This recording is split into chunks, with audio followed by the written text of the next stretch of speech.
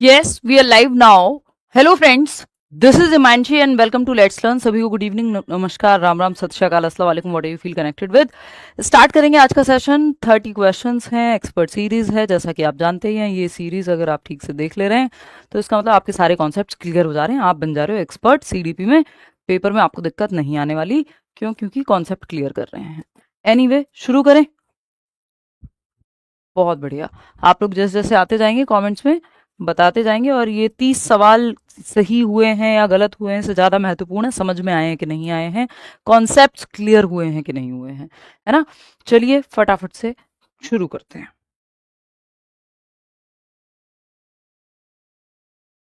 Super TET का batch आया हुआ है। ये जिन लोगों को नहीं पता, आपके यार दोस्त जो लोग उत्तर प्रदेश की शिक्षक भर्ती का फॉर्म भरेंगे, क्योंकि सिलेबस आया हुआ है। मेरी क्लासेस भी जल्दी ही हम लोग शुरू करेंगे, बाकी टीचर्स की क्लासेस शुरू हो गई हैं, और इसमें आप एनरोल कर सकते हैं। अभी डिस्काउंटेड ऑफर जो है इसमें चल रहा है ऑलरेडी। जो पुराने स्टूडेंट्स हैं करियर विल के, उनको और फर्दर डिस्काउंट है। वैसे after discount I think 1400 something इसकी फीस है। एनीवे, ये सीटेट का बैच है जिसमें आप लोग ऑलरेडी बड़ी संख्या में हैं ही।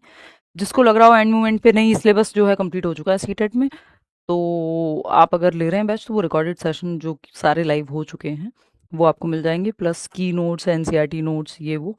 लाइक शेयर सब्सक्राइब आप लोग कर लेंगे। बाकी ये सब चीज़ें आप खुद समझदार हैं, आपको पता है कि ऑथेंटिक जगह कौन सी है, कहाँ आपको पढ़ना है।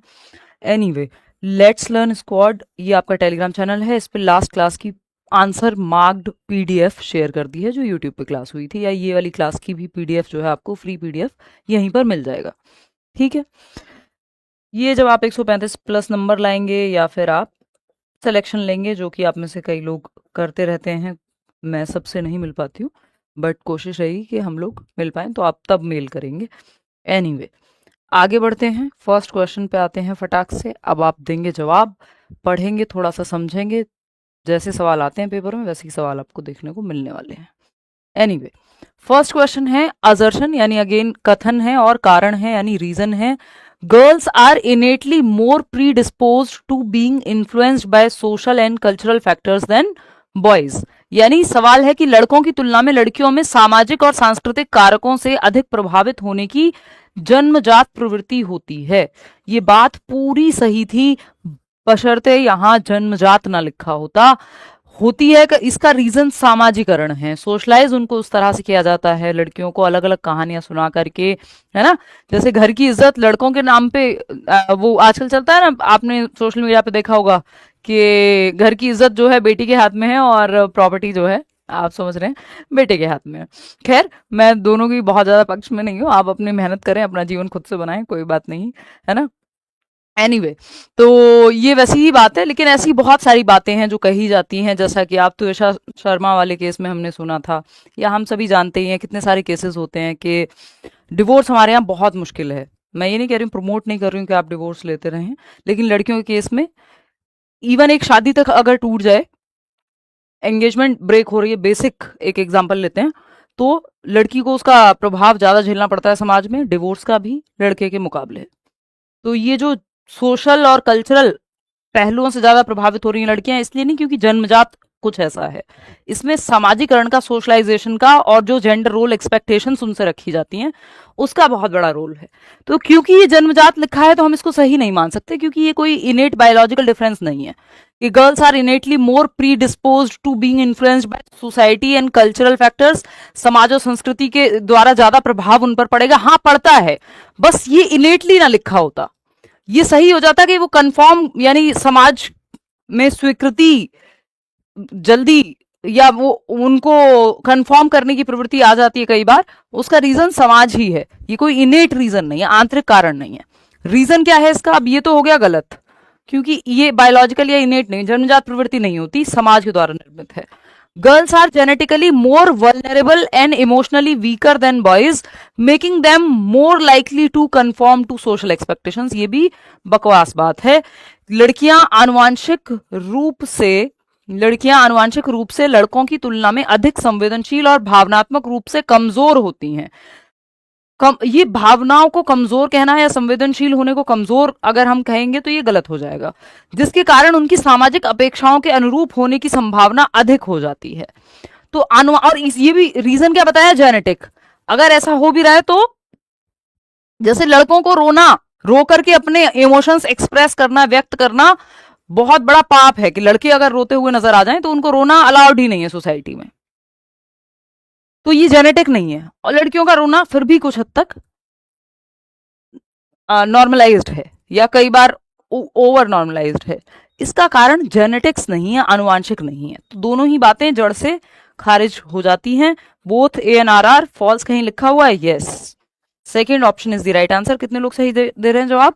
70% लोग सही जवाब दे रहे हैं। इसमें भी 30% लोग गलत जवाब दे रहे हैं, पता नहीं क्यों। इतना आसान सा तो सवाल है, बस असर्शन रीजन का है इसलिए फंस गए हो। क्वेश्चन नंबर 2 देखिएगा, ये क्या कहता है। क्वेश्चन नंबर 2 कहता है विच of the following teacher prompts poster metacognitive monitoring during a reading activity. पठन गतिविधि के दौरान निम्नलिखित में से कौन से शिक्षक प्रश्न अधिसंज्ञानात्मक जांच को बढ़ावा देते हैं। यानी टीचर के द्वारा प्रॉम्प्ट किया जाने वाला कौन सा सवाल है जिससे बच्चे की मेटाकॉग्निटिव स्किल्स, मेटाकॉग्निशन क्या होता है, थिंकिंग अबाउट थिंकिंग, रिव्यू कर पाना, रिफ्लेक्ट कर पाना, प्लान कर पाना, अपने चिंतन पे भी चिंतन कर पाना, स्ट्रेटजी बना पाना, ये सब मेटाकॉग्निशन है। देखिए मेटाकॉग्निशन 2 शब्दों से बना है, मेटाकॉग्निशन 2 शब्दों से बना है। और अगर मैं बात करूं मेटाकॉग्निशन की, तो ये बियॉन्ड थिंकिंग अबाउट थिंकिंग, यानी बियॉन्ड थिंकिंग कहते हैं हम इसको। मेटा का मतलब होता है बियॉन्ड, वो फेसबुक का नाम बदल करके मेटा हुआ है ना, तो मेटा का मतलब है बियॉन्ड, यानी परे। बियॉन्ड यानी परे या परे, परा संज्ञान कहते हैं इसको। बियॉन्ड यानी परा, किसके परे, कॉग्निशन के परे, संज्ञान के परे। मेटा कॉग्निशन, संज्ञान। संज्ञान में क्या आता है, संज्ञान में आता है thinking, reasoning, problem solving, attention, memory, perception, imagination, जो भी काम दिमाग से होते हैं। तो दिमाग के परे या थिंकिंग के परे, थिंकिंग के परे सोच पाना, thinking about thinking, awareness about awareness, कि आप ऐसा कुछ सोच रहे हैं और वो क्यों सोच रहे हैं ये भी आपको पता है। तो इसका मतलब आप मेटाकॉग्निटिव स्किल्स आपके अंदर हैं, आप प्लान कर पा रहे हैं कि जो एग्जाम है इसमें 130 नंबर लाने हैं, तो कैसे कैसे पढ़ूंगा, कौन सी स्ट्रेटजी होगी, प्लानिंग। इसमें 3-4 चीजें आती हैं कि आपकी प्लान करने की क्षमता, क्योंकि आप थिंकिंग पे भी भाई प्लान कब कर पाओगे जब आपको पता है इतना समय है, ऐसे प्लान किया जाएगा। प्लान कर पाना, स्ट्रेटेजाइज कर पाना, स्ट्रेटजी बना रहे हैं आप, रिव्यू कर पाना, कहीं बदलाव की जरूरत है तो उसमें बदलाव ला पाना, आप कैसे सोच रहे हैं, कहाँ क्या चीज आपको पसंद है, कैसे पसंद है, क्यों पसंद है, ये सब सोच पाना, यानी रिफ्लेक्ट कर पा रहे हैं, चिंतन कर पा रहे हैं। तो थिंकिंग अबाउट थिंकिंग बोलते हैं इसको, थिंकिंग अबाउट थिंकिंग। और बच्चों में इसको बढ़ावा दिया जाना चाहिए, मेटाकॉग्निशन को लेकर के बढ़ावा दिया जाना चाहिए, थिंकिंग अबाउट थिंकिंग। बात सही है, इतनी बात क्लियर है।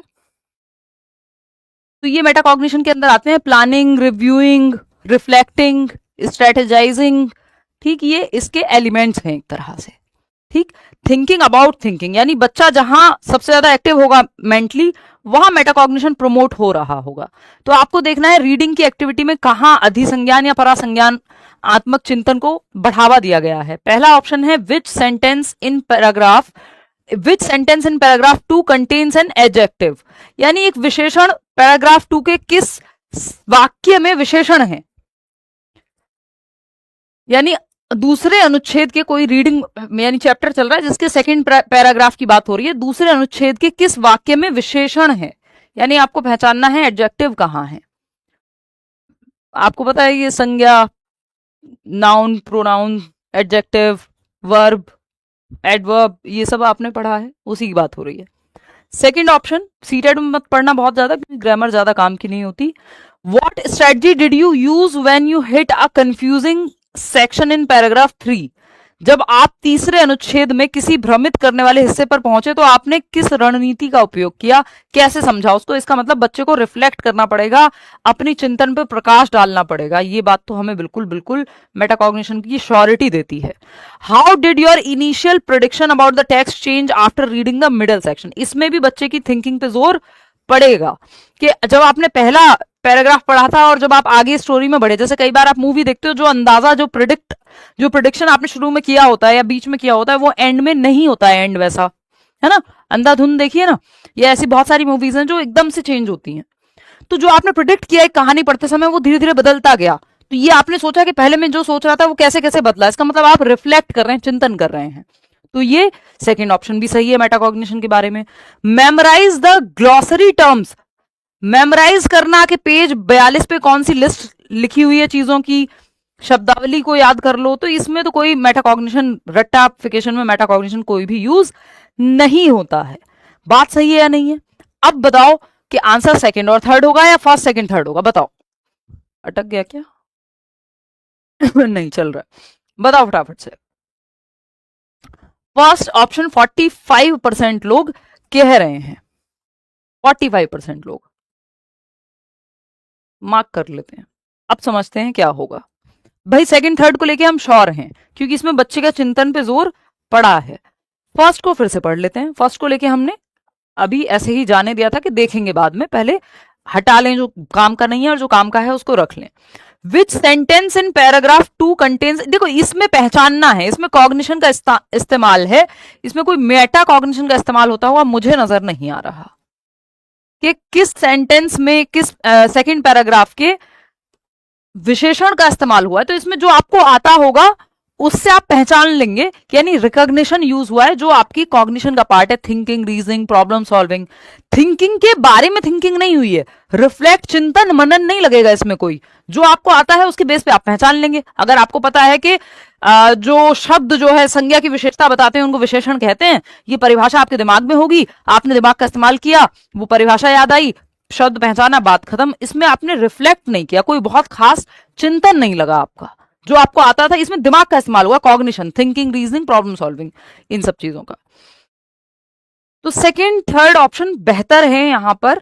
और अगर हम फर्स्ट के साथ जाएं भी तो बाकी तीनों में फर्स्ट है, जो कि पॉसिबल ही नहीं है, कोई और ऑप्शन बनता ही नहीं है ना, क्योंकि ये फर्स्ट आ कहां रहा है, 4 के साथ आ रहा है, जो कि अपने आप में नेगेटिव है। तो first option is the right answer. आगे बढ़ेंगे क्वेश्चन नंबर, तो हम ये भी सीख रहे हैं कि हमें आंसर तक पहुंचना कैसे है, ऑप्शंस से भी हम कैसे एलिमिनेट करके पहुंच सकते हैं, और जो हमारा कॉन्सेप्ट की नॉलेज है वो तो हमें काम आएगी ही आएगी। फटाफट से बताओगे अब मुझे कि थर्ड क्वेश्चन क्या कहता है और आपका जवाब क्या है। पोल में आंसर करेंगे। अकॉर्डिंग टू जीन पियाजे, यानी पियाजे के अनुसार, when children can not handle new experience, जब बच्चे नए अनुभव नहीं हैंडल कर पाते with in their existing cognitive structures, यानी अपने एग्जिस्टिंग स्कीमा में, जो वर्तमान स्कीमा है उनकी, जो प्रेजेंट नॉलेज है, जब उसमें कोई नई चीज फिट नहीं हो रही होती, तो वो क्या एक्सपीरियंस करते हैं, वो एक्सपीरियंस करते हैं एक कॉन्फ्लिक्ट। और इस कॉन्फ्लिक्ट को, द्वंद्व को क्या कहते हैं, या कंफ्यूजन को क्या कहते हैं, डिसइक्विलिब्रियम। तो डिसइक्विलिब्रियम यहां लिखा हुआ है, यहां लिखा हुआ है। डिसोनेंस नहीं बोलते, डिसोनेंस अलग शब्दों में यूज होता है ना। डिसोनेंस भी लगभग वैसी सी बात करता है, बट पियाजे का जो टर्म है वो डिसइक्विलिब्रियम है। तो ये ऑप्शन तो हट जाता है, हम चले गए सीधा डिसइक्विलिब्रियम पे। बार बार अटक रही है वीडियो, वो शायद उसमें क्लास चलने में, यहां से तो सब ठीक है। देखो एक बार, 84% लोग फर्स्ट ऑप्शन कह रहे हैं। देख लेते हैं। तो कॉन्फ्लिक्ट, दे एक्सपीरियंस कॉन्फ्लिक्ट, जिसको डिसइक्विलिब्रियम या असंतुलन कहते हैं। एंड रिजॉर्ट टू, कैसे रिजॉर्ट करते हैं, अडेप्ट करके। अडेप्टेशन में, क्योंकि मैंने आपको बहुत बार बताया हुआ, अडेप्टेशन के अंदर ही एसिमिलेशन और एकोमोडेशन आता है, यानी वो या तो नया स्कीमा बनाएंगे अकोमोडेट करके, या पुराने में मॉडिफिकेशन करेंगे तब भी अकोमोडेशन होगा, नहीं तो प्रेजेंट स्कीमा में ही फिट कर लेंगे, जिसको एसिमिलेशन कहेंगे। तो एडेप्टेशन में आते हैं एसिमिलेशन और एकोमोडेशन। इंटरनलाइजेशन जैसी बात ये नहीं करते हैं पियाजे। चलिए, first option is the right answer. आगे बढ़ेंगे, क्वेश्चन नंबर 4 देखेंगे। ये क्या कहता है, according to Gardner's theory, Gardner का जो सिद्धांत है, बहुबुद्धि का सिद्धांत, मल्टीपल इंटेलिजेंस, जिसमें 8 प्रकार की बुद्धि उन्होंने बताई है, बुद्धि के 8 प्रकार बताए हैं, ये कह सकते हैं। According to Gardner's theory, a student who effectively mediates interpersonal disputes among classmates shows high, यानी एक बच्चा है क्लास में जो बाकी बच्चों के बीच में जब लड़ाई होती है या कॉन्फ्लिक्ट होता है, द्वंद्व होता है, तो वो सॉर्ट करा देता है। कुछ लोग होते हैं ना, मेरे फादर थोड़े इस तरह के थे, तो वो, कई लोग होते हैं, तो वो मीडिएटर बन के लड़ाई सॉल्व करा देता है। एक बच्चा है, बाकी क्लासमेट्स के बीच में जब भी लड़ाई होती है या उसके दोस्तों में लड़ाई होती है तो कोई होता है, उसको बुलाया जाता है। कई लोग ऐसे आपके दिमाग में आ रहे होंगे, उनको पता है कि वो लोगों के साथ अच्छा डील कर लेते हैं। इसका मतलब क्या है? इंटरपर्सनल इंटेलिजेंस अच्छी है। इंट्रापर्सनल तो वो है जो इंसान खुद को समझने में बेहतर है, फिलोसॉफिकल है थोड़ा सा, है ना। तो इंट्रापर्सनल नहीं, यहाँ पे इंटरपर्सनल, क्योंकि दो या दो से अधिक लोगों की बात चल रही है, सेल्फ की बात चल रही होती तो इंटरपर्सनल हो जाता। Whereas Sternberg's triarchic theory classifies the capacity to adapt flexibly to a novel socio cultural environment, सामाजिक सांस्कृतिक परिवेश में एक नई सिचुएशन में अडेप्ट करना, एक स्ट्रीट स्मार्टनेस कहते हैं इसको।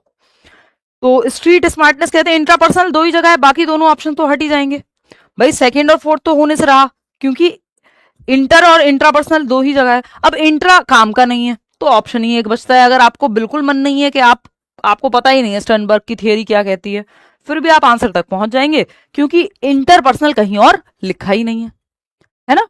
इंटरपर्सनल कहीं और लिखा ही नहीं है। तो कोई कह रहा है you are looking very good today. अभी राहुल ने मुझे बताया कि पिछली क्लास में भी ऐसा ही कहा जा रहा था, तो मैं बोल भी रही थी, मैंने कहा tell me something which I don't know, है ना। ऐसी कोई बात बताओ जो ना पता हो मुझे। थैंक यू सो मच वैसे आपके कॉम्प्लीमेंट के लिए, बट पढ़ाई पे ध्यान लगा लो, इधर उधर ही बातें करवा लो, देखो एक बार। एनीवे फटाफट से बताओ। मैं एक बार ये कमेंट्स अटक रहे हैं, इसी बात पे कमेंट्स जो है। चलिए आ जाओ भाई, ऐसी बात बताओ ना जो पता ना हो इंसान को। हर व्यक्ति अपने तरीके से सुंदर है। एनीवे आ जाओ इधर देखो।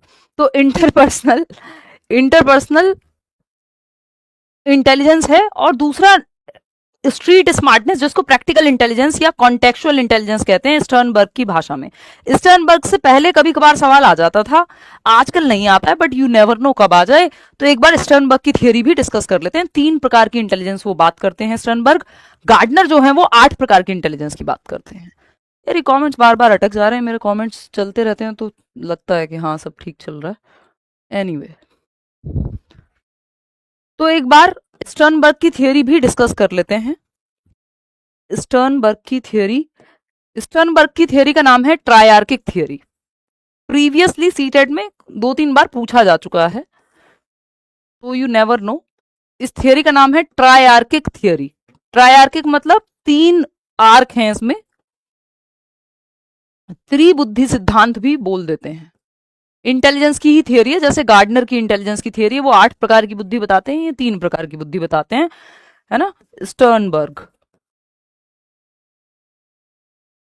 रॉबर्ट स्टर्नबर्ग नाम है। पीसीए से मैं इसको याद कराती थी जब आता था ये। बहुत ही पुरानी वीडियोस में आपको जाना पड़ेगा, कम से कम 5-7 साल पुराने, है ना। अब इतने नए नए तो हम हैं नहीं कि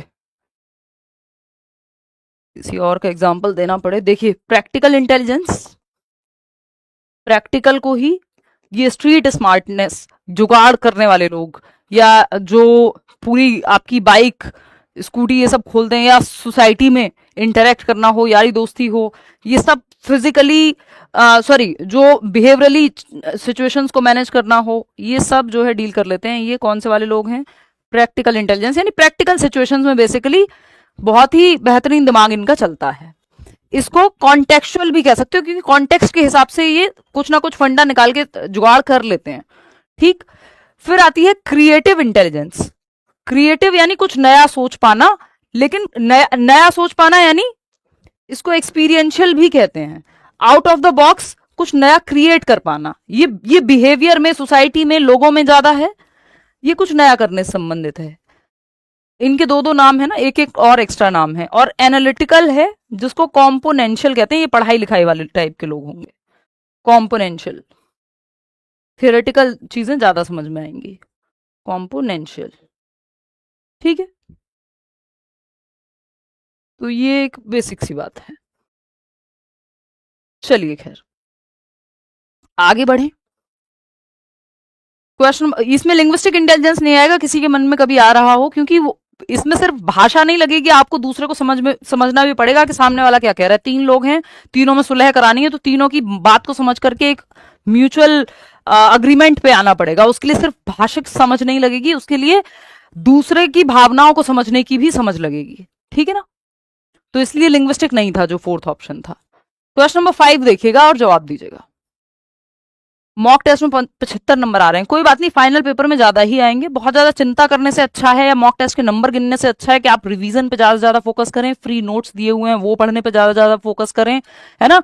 अभी जरूरी ये सब ज्यादा है, क्योंकि वो तो जितने नंबर आएंगे आएंगे, फिर बस इतना कर लो कि पेपर छूटे ना, उसके लिए मॉक टेस्ट प्रैक्टिस कर लो। बाकी मॉक टेस्ट की अभी बहुत ज्यादा महत्व नहीं है, महत्व है समझने का, कॉन्सेप्ट समझ में आ रहा है या नहीं। मॉक टेस्ट के नंबर एनालाइज करना उतना जरूरी अभी नहीं है। जो पहले से तैयारी करता आ रहा है वो कर सकता है ये काम।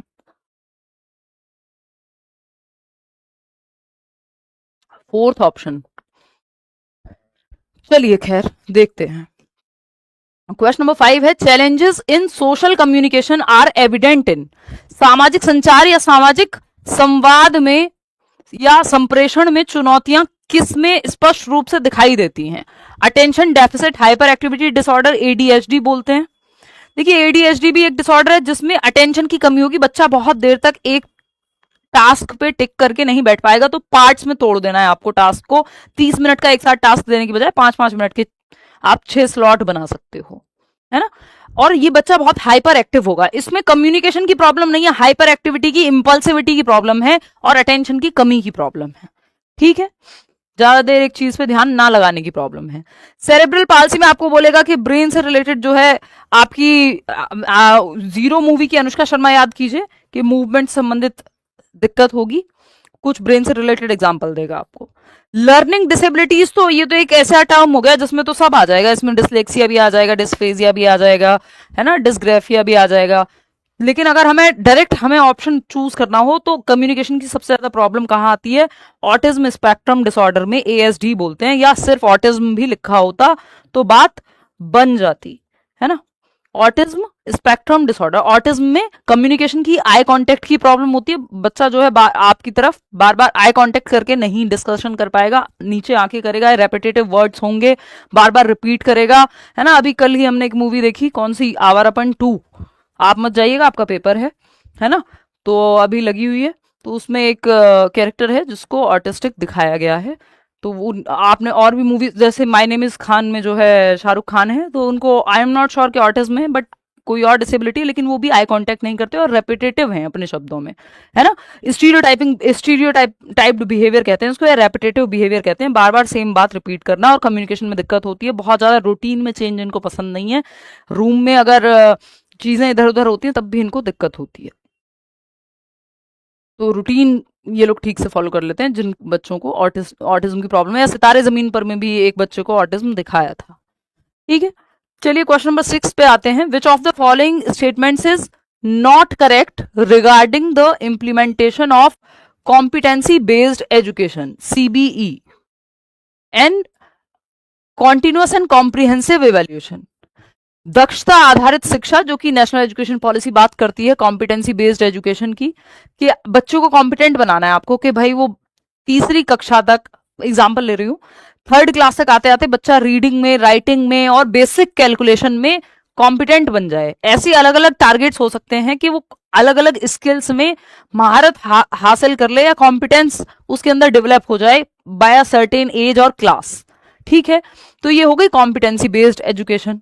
और सीसीई तो पता ही है आपको, कॉन्टिन्यूअस एंड कॉम्प्रिहेंसिव इवेल्युएशन, यानी बच्चे को सतत भी, कॉन्टिन्यूअस भी हो आपका आकलन, और कॉम्प्रिहेंसिव यानी स्कोलास्टिक और को स्कोलास्टिक, करिकुलर और को करिकुलर एरियाज में, दोनों में उसका आकलन होना चाहिए। अब इसमें 40% लोग 3rd ऑप्शन कह रहे हैं। देखो पूछा है क्या नहीं होगा, सिंपल समझ जाओ, ये दोनों चाइल्ड सेंटर्ड बातें, बच्चे के पक्ष में रहेंगे, चाहे सीसीई हो चाहे सीबीई हो। जो बच्चे के पक्ष में नहीं है वो जवाब गलत हो जाएगा, आपको गलत चाहिए ना। तो CBE shifts instructional focus from time bound syllabus की बजाय ये जो कोर कॉम्पिटेंसीज है मास्टरी लर्निंग पे फोकस करेगी, कि भाई बच्चे को मान लो 9 साल तक की उम्र तक जो फाउंडेशनल लिटरेसी एंड न्यूमरेसी है, आपका एनसीएफ भी कहता है, उसके तहत पढ़ना लिखना और बेसिक कैलकुलेशन आनी चाहिए। तो इसमें सिलेबस टाइम बाउंड नहीं है, एक सर्टेन एज तक सर्टेन स्किल्स आपके अंदर डेवलप हो जाए, बात तो सही है। सीसी तो यहां भी बच्चा एक्टिव है, जहां बच्चा एक्टिव है वो ऑप्शन गलत क्यों होगा भाई। CC utilizes ongoing formative assessment evidence to adjust teaching. हाँ, टीचिंग स्ट्रेटजी आप एडजस्ट कर सकते हो. बच्चा यहाँ भी एक्टिव है, बच्चे के पक्ष में है. जो जो बात बच्चे के पक्ष में है वो सही है, गलत क्यों होगी वो. CBE mandates that all learners in a given grade achieve target competencies within identical time frames. सबके लिए सेम टाइम फ्रेम नहीं. बच्चा भाई जिसकी पढ़ने पे मान लो स्किल बेहतर हो गई है पढ़ने की, तो उसको और आगे की तरफ लेके जाएंगे. सबके लिए सेम टाइमलाइन थोड़ी बनाएंगे, है ना. किसी बच्चे को मान लो जोड़ना नहीं आता तो उसको भाग थोड़ी सिखाओगे. भाई जिसको एडिशन नहीं आता पहले उसको एडिशन समझाओगे, जिसको बाकी एडिशन सब्ट्रैक्शन सब आता है उसको मल्टीप्लिकेशन की तरफ लेकर के जाओगे. तो सबके लिए सेम चीज नहीं रखनी है. ये बात तो सही है. फिर और क्या हो सकता है. CCE views learner misconceptions as constructive diagnostic entry. हाँ, ये फीडबैक है बच्चे के लिए. तो गलत क्या हो जाएगा कि सबके लिए सेम टाइमलाइन है, वो गलत है. तो जो गलत है वही सही है क्योंकि पूछा ही गलत है, इसलिए थर्ड ऑप्शन सही हो जाएगा क्योंकि गलत यही है, जो गलत है वही सही है क्योंकि पूछा ही गलत है. ये बात तो एकदम सिंपल है. क्वेश्चन नंबर 7 पे चलेंगे. इन द कंस्ट्रक्टिविस्ट व्यू यानी रचनावादी दृष्टिकोण में, आपका पेपर सीटेट का रचनावादी दृष्टिकोण को बहुत महत्व देता है क्योंकि बच्चा इसमें रचनात्मक होता है, एक्टिव होता है. पियाजे, वाइगोत्स्की, ब्रूनर इसी से बिलोंग करते हैं. तो बच्चा एक्टिव है तो रचनावाद पे, कंस्ट्रक्टिविज्म पे फोकस करना है, ना कि बिहेवियरिज्म पे. यानी व्यवहारवाद जो है वो लगभग बच्चे को पैसिव कर देता है. कंस्ट्रक्टिविज्म में बच्चा एक्टिव है. व्यवहारवाद रिवॉर्ड पनिशमेंट की बात करता है, उससे आपको बचाना है बच्चे को. वो नेगेटिव ऑप्शंस हैं जहां भी आपको पेपर में नजर आ रहे हैं. रिवॉर्ड पनिशमेंट कोई बहुत अच्छा तरीका नहीं है सिखाने का. क्वेश्चन नंबर 7 देखिएगा. कंस्ट्रक्टिविस्ट व्यू मतलब बच्चा एक्टिव होगा, पैसिव नहीं हो सकता बच्चा कभी भी कंस्ट्रक्टिविज्म में. Individuals are passively influenced by environmental events यानी निष्क्रिय होते हैं. नहीं भाई आप अपने एनवायरमेंट में एक्टिव होगे, निष्क्रिय नहीं. ये बच्चे को निष्क्रिय नहीं मानेगा. रचनावाद है ना, नाम ही रचनावाद है, तो बच्चे को रचना करना, मीनिंगफुल लर्निंग, बच्चे का एक्टिव होना, real life examples. Individuals are conditioned. Conditioning जो है व्यवहारवादी व्यू पॉइंट है. आदत डलवा दो, रिपीट करा दो, मेमोराइजेशन, ड्रिल एंड प्रैक्टिस, ये सब नेगेटिव है और ये सब कंडीशनिंग से जुड़े हुए हैं. Learning is extending and transforming the current understanding. बच्चा यहाँ पे एक्टिव है सबसे ज्यादा कि जो बच्चे की प्रेजेंट अंडरस्टैंडिंग है उसका विस्तार हो रहा है, उसको ट्रांसफॉर्म किया जा रहा है. यानी बच्चे की थिंकिंग स्किल्स या उसका एक्टिव होना यहाँ पे जरूरी हो जाएगा. Learning is simply writing associations on the blank slate. Blank slate बच्चे को व्यवहारवादी ही मानते हैं, कोरी तख्ती नहीं है बच्चा कोई. बच्चा ज्ञान का सक्रिय निर्माता है, एक्टिव बिल्डर ऑफ नॉलेज है, ऐसा पियाजे कहते हैं. ठीक है, तो third option is the right answer. बाकी तीनों नेगेटिव हैं. एक ही बात सही है कि रचनावाद में बच्चा एक्टिव होगा, सबसे ज्यादा एक्टिव यहां होगा जब बच्चे की जो करंट अंडरस्टैंडिंग है उसको ट्रांसफॉर्म किया जा रहा होगा. जो आप जानते हैं उसको बेहतर बनाया जा रहा है, उसमें परिवर्तन लाया जा रहा है, वो बच्चे को एक्टिव रखेगा. क्वेश्चन नंबर 8 देखिएगा. ये क्या कहता है. A teacher asks students to predict, question, clarify and summarize. कुछ याद आया. PQCS ये 4 स्टेप्स किसमें होते हैं याद करो. In a small groups, in a small group या groups, in small groups, then uses a video based real life story to teach concepts. मतलब पहले बच्चे को एंगेज कराया है किसमें, प्रिडिक्शन में यानी पूर्वानुमान, प्रश्न पूछने में, स्पष्टीकरण, फिर सारांशीकरण देना. इसके बाद यानी पहले रेसिप्रोकल टीचिंग का इस्तेमाल किया है और फिर एक वीडियो दिखाई है, video based real life story के द्वारा पढ़ाया गया है एक टीचिंग लर्निंग मटेरियल का इस्तेमाल करके. तो क्या होना चाहिए इसमें जवाब. देखिए रेसिप्रोकल टीचिंग तो आ जाएगा. तो रेसिप्रोकल टीचिंग 3 जगह लिखा हुआ है, लगभग हर ऑप्शन में रेसिप्रोकल टीचिंग है. बट पहला ऑप्शन रेसिप्रोकल टीचिंग चाहिए हमें. क्यों, क्योंकि ये जो प्रिडिक्शन, क्लैरिफिकेशन, समराइजेशन ये सब हम प्रीवियस सेशंस में डिस्कस कर चुके हैं, ये आता है रेसिप्रोकल टीचिंग के अंदर. तो पहला ऑप्शन रेसिप्रोकल टीचिंग आपको या तो सेकंड ऑप्शन में मिल रहा है या फोर्थ में. चलो भाई ठीक है. Two anchored instruction. एंकर्ड मतलब सपोर्टेड है, किसके माध्यम से, वीडियो के माध्यम से. तो सपोर्ट मिल रहा है वीडियो के माध्यम से, बात तो सही है. फिर भी बाकी दूसरा इंक्वायरी बेस्ड नहीं है. देखो इंक्वायरी के लिए फिर वीडियो बेस्ड नहीं होता, बच्चों को फील्ड वर्क करने को, कोई खुद से एक्सप्लोर करने को, खुद से फ्री छोड़ते कुछ करने के लिए.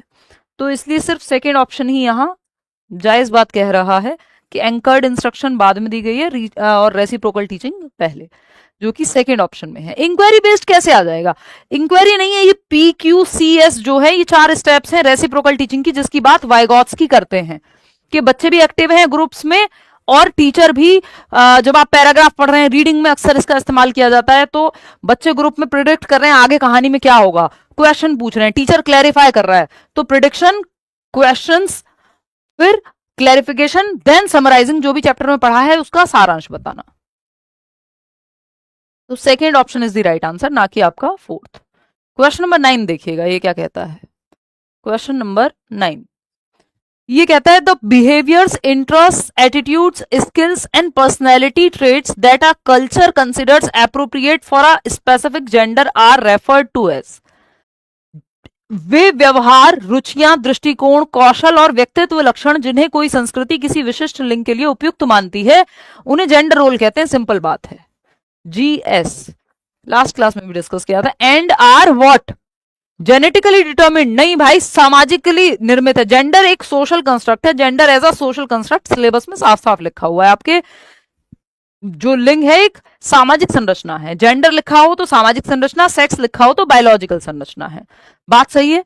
एनीवे देखिएगा फटाफट से, तो जेंडर रोल्स की जब हम बात कर रहे हैं तो ये कल्चरली निर्मित हैं या सोसाइटी के द्वारा डिफाइंड हैं, जो कि सेकेंड ऑप्शन में ही कहा गया। कितने लोग सेकेंड ऑप्शन कह रहे हैं? 62% लोग, बहुत बढ़िया।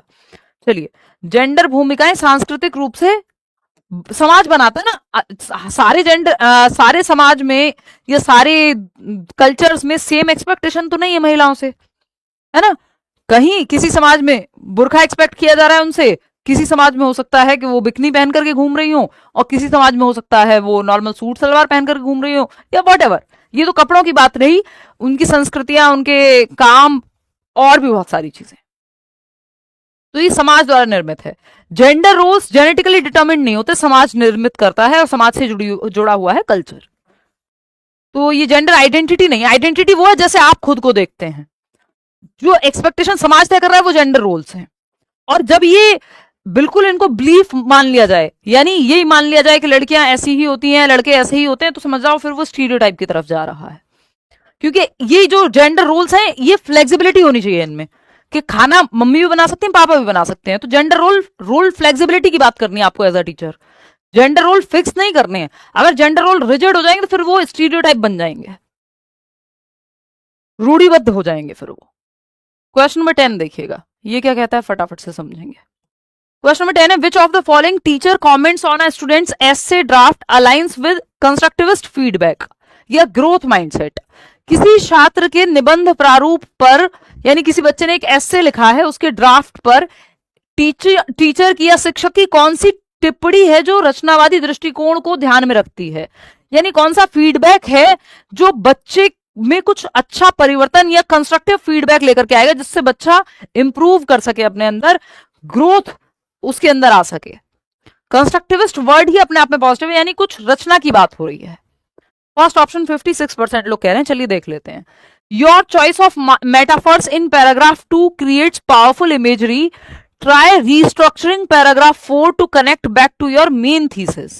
यानी दूसरे अनुच्छेद में, यानी सेकंड पैराग्राफ में जो आपने जिन मेटाफर्स का रूपकों का चयन किया है वो बहुत बेहतरीन है, और चौथे पैराग्राफ को ऐसे लिखा है ना बच्चे ने, कि फोर्थ पैराग्राफ में आप देखो कि फिर से क्या किया जा सकता है, कनेक्ट करना है वापस से सेकंड से। इसका मतलब बच्चा यहाँ एक्टिव होगा, उसकी थिंकिंग पे जोर पड़ेगा। जिस ऑप्शन में बच्चा मेंटली एक्टिव है, मतलब बात बढ़िया है। ठीक, फिर भी बाकी ऑप्शन देख लेते हैं। तो ये कंस्ट्रक्टिविस्ट फीडबैक हो गया, बच्चा एक्टिव है, क्योंकि जैसे ही आपको, वैसे भी ये 99% क्वेश्चंस में आपकी ये ट्रिक लग जाती है कि आपको बच्चा एक्टिव रखना है, बात खत्म हो गई। बच्चा एक्टिव होना चाहिए ऑप्शन में, जिस ऑप्शन में बच्चा सबसे ज्यादा एक्टिव है वो ऑप्शन सबसे बेहतरीन है। ठीक है, तो सेकंड ऑप्शन क्या है, you have a natural talent for writing, your score of 98% is the highest in the grade. सारी क्लास में तुम्हारा जो 98% के अंक हैं वो सबसे ज्यादा है। तो दूसरों से कंपेरिजन बकवास बात, खुद से कंपेयर करना है बच्चे को।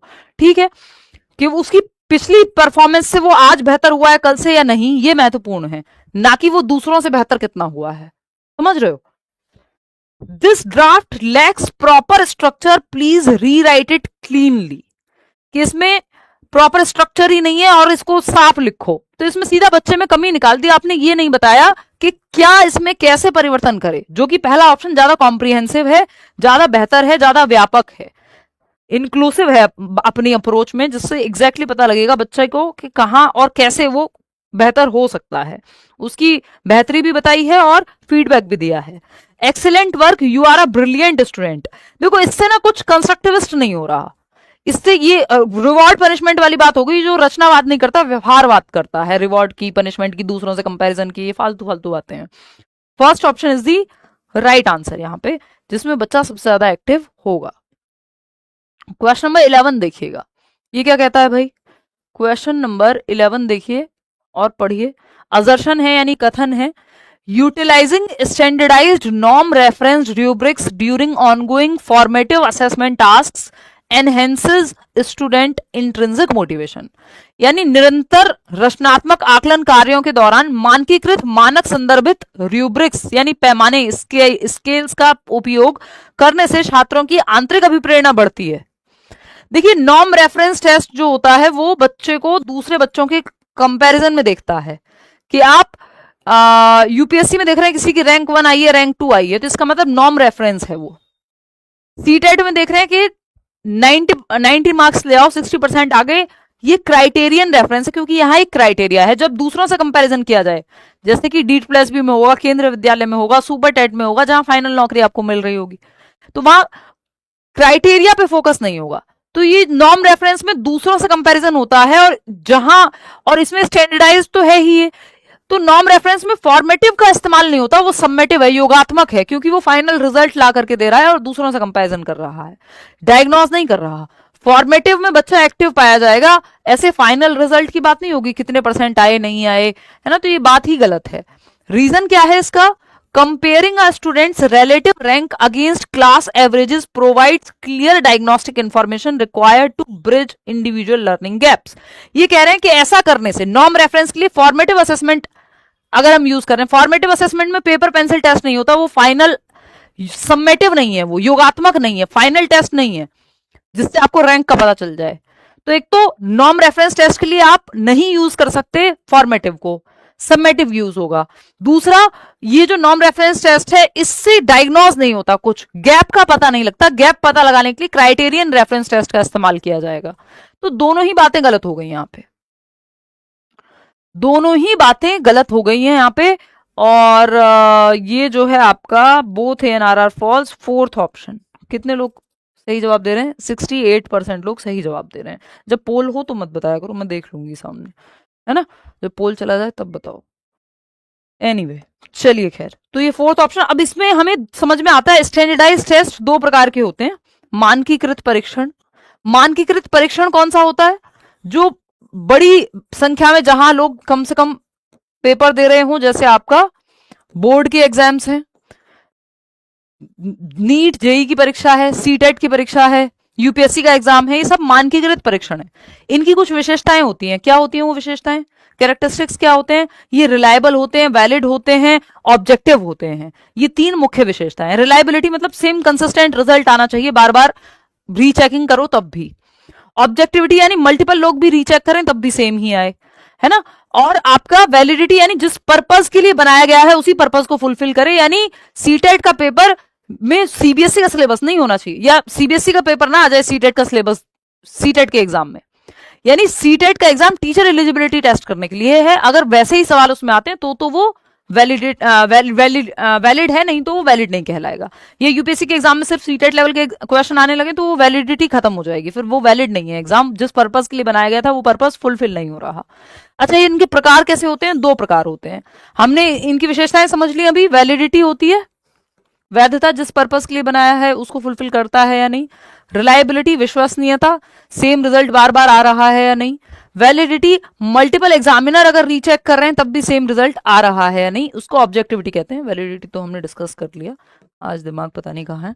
ऑब्जेक्टिविटी, तो ये तीन मुख्य गुण हैं, नॉर्म रेफरेंस और नॉर्म रेफरेंस जहां दूसरों से कंपैरिजन होगा, और क्राइटेरियन रेफरेंस जो डायग्नोस करने के लिए या कमी पता लगाने के लिए या मास्टरी कितनी हुई है हासिल, उसके लिए क्राइटेरियन रेफरेंस होता है। हिंदी मीडियम वाले भी ऐसे ही क्राइटेरियन और नॉर्म से याद रखेंगे। नॉर्म रेफरेंस का सीधा उदाहरण है केंद्रीय विद्यालय का एग्जाम, क्योंकि यहाँ दूसरों से बेहतर नहीं किया तो नंबर, मतलब दूसरों के कंपैरिजन में देखा जाएगा ना, रैंक बन रही है। जैसे सीटेट में कोई टॉपर नहीं होगा, यहाँ रैंक नहीं बन रही, कितनी मास्टरी हासिल हुई है। 140 नंबर जो लाया है, इसका मतलब वो उसने मास्टरी हासिल किया पूरे सिलेबस पे, है ना। तो गैप कहाँ रह गए हैं ये सब पता चलेगा इससे। तो गैप के लिए, मास्टरी हासिल होने के लिए ये क्राइटेरियन रेफरेंस का इस्तेमाल होता है, और रैंक या फिर दूसरों से कंपैरिजन के लिए नॉर्म रेफरेंस का। तो ये दोनों बातें आप ध्यान रखेंगे। चलिए, ये दोनों ही बातें गलत थी इसके बारे में, इसलिए यहाँ पे हम दोनों फॉल्स के साथ चले गए। क्वेश्चन नंबर 12 पे जाएंगे। ये लगभग आसान सा सवाल लगेगा आपको, थोड़ा जवाब देने की कोशिश कीजिए। मैं थोड़ा सा जल ग्रहण कर लेती हूँ, ठीक है बात। चलिए फटाफट से बताएंगे।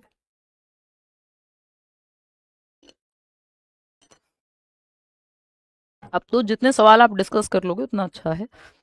और मैराथन सेशन संडे की जगह मैं सोच रही हूँ मंडे ले लेती हूँ, 24 तारीख को, सीडीपी का। बाकी तो क्वेश्चंस करेंगे फिर हिंदी इंग्लिश पेडागोजी के ये वो, लेकिन एक बड़ा सेशन देख लेते हैं कि मंडे अगर सब ठीक रहा, मुझे दिक्कत नहीं रहेगी माइग्रेन की, तो आप मंडे तैयार रहिएगा।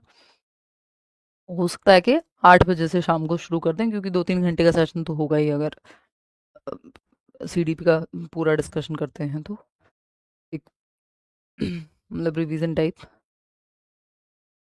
चलिए बहुत बढ़िया। थर्ड ऑप्शन 92% लोग कह रहे हैं। चलिए देख लेते हैं। एज पर Jean Piaget's theory of cognitive development, संज्ञानात्मक विकास यानी मेंटल डेवलपमेंट, मानसिक विकास की, बौद्धिक विकास की जो थियरी है प्याजे की, 4 स्टेजेस की बात की है।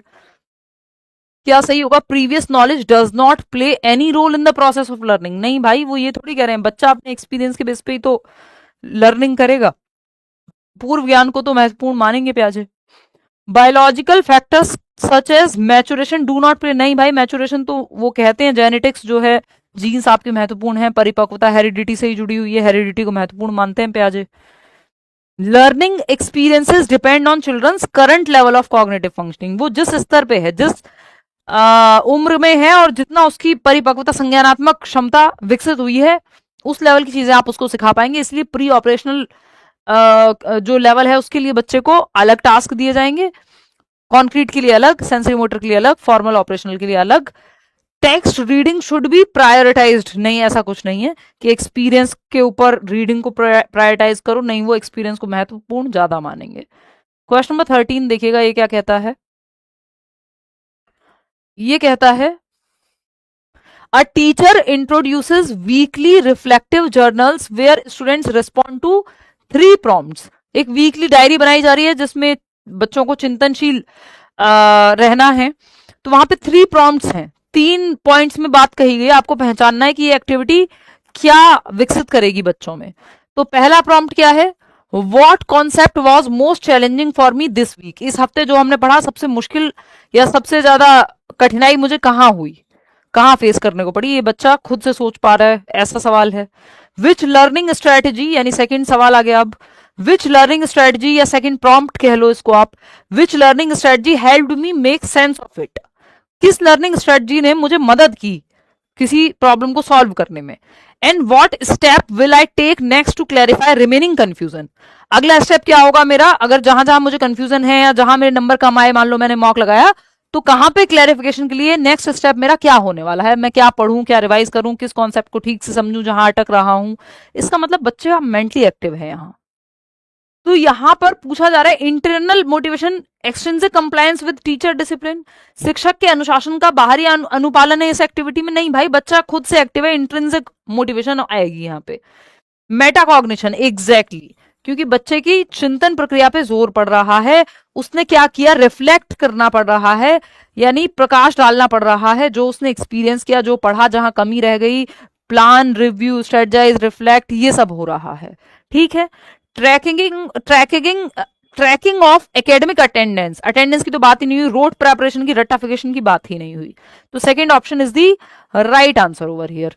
क्वेश्चन नंबर 14 देखिएगा, फिजा एक बच्ची है, तो Fiza analyses that she has more problems in learning topic X than in learning topic G, because she is interested in topic G या जेड कह लीजिए आप, and is paying focused attention to it.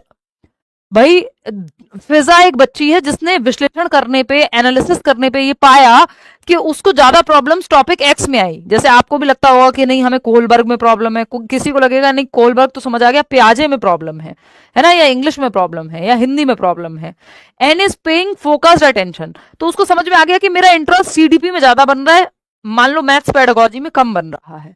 अब यहाँ पे मुद्दा क्या है, and is paying focused attention to it, जिसमें इंटरेस्ट ज्यादा है उसमें आप फोकस भी ज्यादा पे, अटेंशन भी ज्यादा पे कर पाते हैं। Which of the following constructs describes Fiza's ability to analyse her own thinking. भाई कौन सी एक एबिलिटी है, कौन सी वो क्षमता है जिसकी वजह से फिजा अपनी ही थिंकिंग को एनालाइज कर पा रही है, यानी अपने ही चिंतन पे चिंतन कर पा रही है, थिंकिंग अबाउट थिंकिंग, मेटाकॉग्निशन। अब होपफुली आज के बाद आप मेटाकॉग्निशन का एक भी सवाल गलत नहीं करोगे, 3 सवाल करा दिए मैंने मेटाकॉग्निशन के आज। कॉग्निटिव कॉन्फ्लिक्ट नहीं है, ये डिसइक्विलिब्रियम की बात नहीं हो रही है यहाँ पे, खुद के ही चिंतन पे रिफ्लेक्ट कर पाना, चिंतन मनन कर पाना, प्रकाश डाल पाना, ये मेटाकॉग्निशन है। अपने ही थिंकिंग, अपने ही पैटर्न्स को समझ पा रही है फिजा। यहाँ क्वेश्चन नंबर 15 देखिएगा, when solving a multi step problem, यानी मल्टीपल स्टेप्स हैं एक प्रॉब्लम में, कोई मैथ्स का क्वेश्चन हो सकता है। A student systematically decomposes the problem into smaller sub goals and checks whether intermediate answers align with the final target. This strategy is termed as, बहुचरण वाली समस्या, यानी मल्टीपल स्टेप्स हैं किसी प्रॉब्लम को सॉल्व करने में। जैसे एग्जाम पास करने में हो सकते हैं, 5 सब्जेक्ट हैं भाई, 5 सब्जेक्ट में अच्छे नंबर लाएंगे, 90 नंबर तक पहुंच पाएंगे तभी, या एटलीस्ट 90 नंबर चाहिए, तो ये प्रॉब्लम है एक। तो आपका टारगेट है नहीं यार मुझे ना 120 लेकर के आने हैं। अब 120 आपका टारगेट है, इस टारगेट को आपने, फाइनल टारगेट को आपने पार्ट्स में तोड़ लिया कि अच्छा 120 कैसे आएंगे, सीडीपी में ऐसे पढ़ाई करनी है, इसमें ऐसे करनी है, इसमें ऐसे करनी है, सब गोल्स बना लिया आपने। इसको बोलते हैं मीन्स एंड एनालिसिस। 58% लोग गलत जवाब दे रहे हैं। ये ओपन एंडेड एनालिसिस नहीं है, प्रॉब्लम सॉल्विंग की कुछ टेक्निक्स हैं। प्रॉब्लम सॉल्विंग की टेक्निक है, एक ही टेक्निक है, बाकी तीनों का तो कुछ लेना देना है नहीं यहाँ पे। जो एक मतलब एक ही तरीका नहीं है, वैसे एल्गोरिथम भी होता है, स्टेप बाय स्टेप सॉल्यूशन की जब बात आती है, आपकी ब्रेनस्टॉर्मिंग भी काम आ जाती है प्रॉब्लम सॉल्व करने में। Breaking a problem into parts, means and analysis, यानी फाइनल गोल को टुकड़ों में तोड़ के देख लो, इसको मीन्स एंड एनालिसिस कहते हैं। काम आएगा पेपर में, 1 नंबर में जरूर आएगा, या तो मीन्स एंड एनालिसिस आ जाएगा। बेसिकली आता क्या है, वेज ऑफ प्रॉब्लम सॉल्विंग आता है, प्रॉब्लम सॉल्विंग के तरीके या strategies of problem solving, ways of problem solving, PS लिख लो, एक आता ही आता है इसमें सवाल। तो प्रॉब्लम को पार्ट्स में तोड़ना, या एनालॉजी, यानी कोई समान समस्या पहले सॉल्व की हो वैसी वही तरीका अपना लो, जैसा पास्ट में कोई वैसी, मान लो पास्ट में आपकी गाड़ी नहीं चल रही थी, आपने धक्का मारा चल गई, इस बार भी इस तरह की कोई समस्या आई, बाइक में धक्का मारा चल गई, तो लगभग सेम सिमिलर प्रॉब्लम थी, आपने वही थिंकिंग फंडा यूज कर लिया। पार्ट्स में तोड़ना किसी प्रॉब्लम को, मीन्स एंड एनालिसिस जिसको हम कह रहे हैं यहाँ पे, एक बड़ा गोल है उसको पार्ट्स में तोड़ लिया, मीन्स एंड एनालिसिस,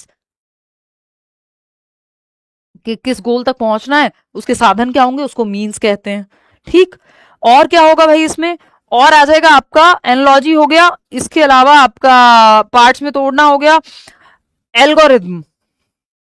एल्गोरिथम तो स्टेप बाय स्टेप सॉल्यूशन होगा, पहले से प्री फिक्स्ड है, जैसे मैथ्स वगैरह के फॉर्मूले में। ह्यूरिस्टिक होता है, जुगाड़, फंडे, ये सब प्रॉब्लम सॉल्विंग के तरीके हैं। प्रॉब्लम सॉल्विंग में बाधा क्या आती है, दो, या तो इन्हीं विचार में से एक ऑप्शन दे देगा आपको, एक क्वेश्चन कम से कम आता है, या फिर फंक्शनल फिक्सनेस दे देगा। फंक्शनल फिक्सनेस बाधा है, मेंटल सेट बाधा है, बैरियर ऑफ प्रॉब्लम सॉल्विंग, ये वेज ऑफ प्रॉब्लम सॉल्विंग है। और बैरियर्स कौन से हैं, बाधा कौन से कारक बनते हैं प्रॉब्लम सॉल्व करने में, ये जो लिखे हुए हैं, ये जो दोनों हैं, फंक्शनल फिक्सनेस और मेंटल सेट के रिस्पॉन्स सेट भी कहते हैं इसको। एक ही तरीके पे आप अटके हुए हैं, कोई भी प्रॉब्लम आती है आप बस assertion reason both are true यही कह देते हैं हर बार, तो ये फंक्शनल फिक्सनेस बन जाएगी कि आप समझ नहीं रहे हैं कि फ्रेश सवाल है। ठीक है ना, तो ओपन एंडेड एनालिसिस से कुछ होगा नहीं यहाँ पे, क्योंकि ओपन एंडेड एनालिसिस में आप गोल नहीं रखेंगे, फिर वो तो ओपन ही है, किसी कंक्लूजन पे देखेंगे, पहुंचेंगे तो पहुंचेंगे, चर्चा होती है, जैसे दो लोग आपस में डिस्कशन कर रहे हैं, मान लो दोस्त, तो वो किस कंक्लूजन पे पहुंचेंगे, किस निष्कर्ष पे पहुंचेंगे, वो मैटर नहीं करता, वो ओपन एंडेड एनालिसिस है वहां। लेकिन यहाँ गोल है, उद्देश्य है आपके सामने, तो ये मीन्स एंड एनालिसिस है कि आप साधन के माध्यम से पार्ट्स में तोड़ के एक एंड गोल तक पहुंचना चाह रहे हो। समझ रहे हो अंतर? तो इसलिए फर्स्ट ऑप्शन होगा, सेकंड नहीं होगा, जो आपने गड़बड़ की है इसलिए मैं इतना समझा रही हूँ। क्वेश्चन नंबर 16 देखिएगा, ये क्या कहता है। क्वेश्चन नंबर 16 क्या कहता है, फटाफट से देखो। While there exists a possibility of intra-group individual differences, आया हुआ सवाल है कि यद्यपि समूह के भीतर व्यक्तिगत भिन्नताओं की संभावना होती है, यानी समूह मतलब एक तरह के ग्रुप में भी इंट्रा ग्रुप इंडिविजुअल डिफरेंसेस पाए जाते हैं, यानी जैसे फैमिली के भी लोग हैं तो कुछ सिमिलर चीजें होंगी, कुछ अंतर पाए जाएंगे। ऑटिस्टिक बच्चे हैं तो कुछ या कई सारे लक्षण सेम होंगे, कुछ विभिन्नताएं वहां भी पाई जा सकती हैं।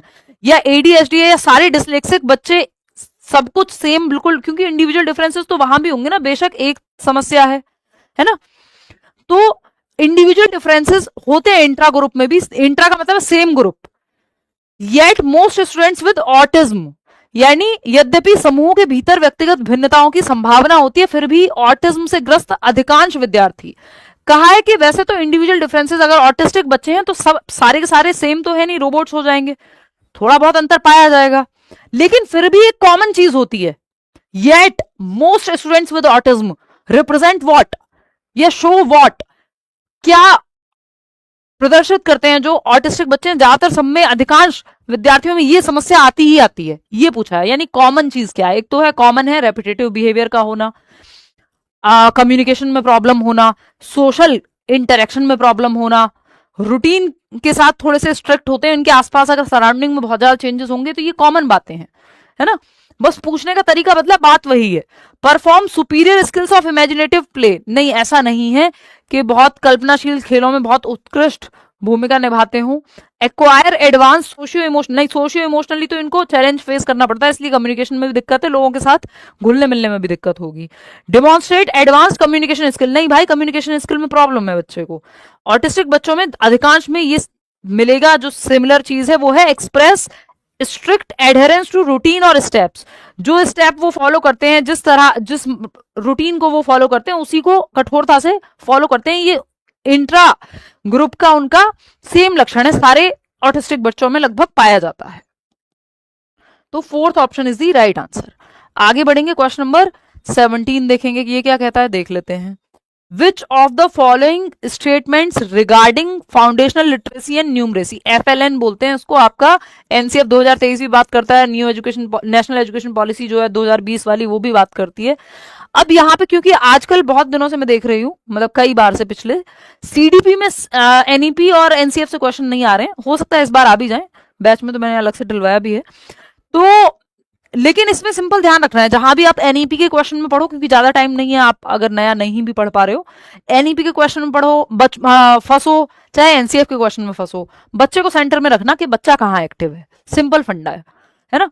तो देख लेते हैं यहाँ पे कि विच of the following statements regarding foundational literacy and numeracy, जिसको FLN कहते हैं, कि इसमें वही तीसरी कक्षा तक आते आते यानी 9 साल की उम्र तक बच्चे में foundational literacy and numeracy, literacy से मतलब है पढ़ना लिखना सीख जाए वो, और न्यूमरेसी मतलब बेसिक कैलकुलेशन सीख जाए, ये 3R होते हैं, रीडिंग राइटिंग और अर्थमेटिक, जो फाउंडेशनल लिटरेसी एंड न्यूमरेसी में आते हैं। क्योंकि हमारे यहाँ हम देख रहे हैं कि बच्चा आ जा रहा है 5वीं क्लास में और पढ़ना लिखना नहीं सीख पा रहा, तो ये फाउंडेशनल लिटरेसी एंड न्यूमरेसी में आता है, यानी ये जो आपकी बुनियादी साक्षरता और संख्या ज्ञान है।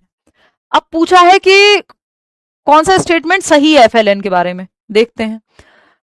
Oral language development and phonological awareness are critical predictors of early reading success, मौखिक भाषा का विकास और ध्वन्यात्मक जागरूकता जो है वो पढ़ने के लिए जरूरी होती है, ऐसा कहा गया है, पता नहीं।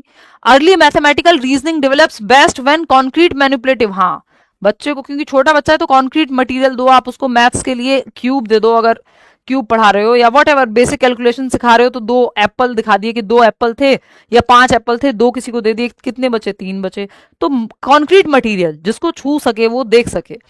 Play based learning activities hinder करती है, नहीं नहीं नहीं, हिंडर क्यों करेंगी, प्ले बेस्ड लर्निंग एक्टिविटी तो अच्छी होंगी। Utilising a child's home language during initial instruction acts as a cognitive bridge to second language.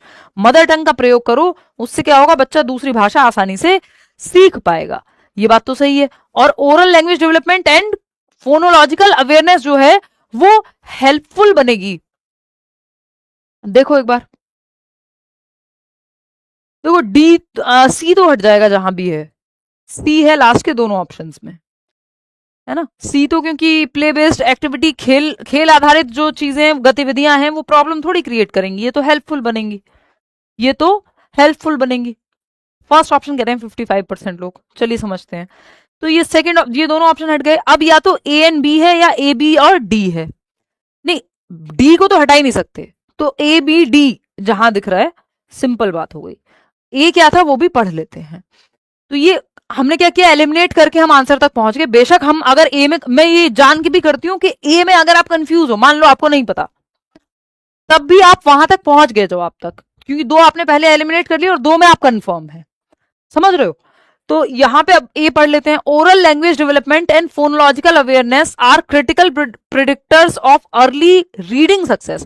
Of course, मौखिक भाषा का विकास और ध्वन्यात्मक जागरूकता, कि आप ध्वनि को समझ करके अगर डिफरेंशिएट नहीं कर पा रहे, है ना, कि एट कहा है या ईट कहा है, अगर वो ध्वनि में डिफरेंस नहीं हो पाएगा तो आपकी जो लैंग्वेज की एबिलिटी है वो थोड़ी पीछे चलेगी।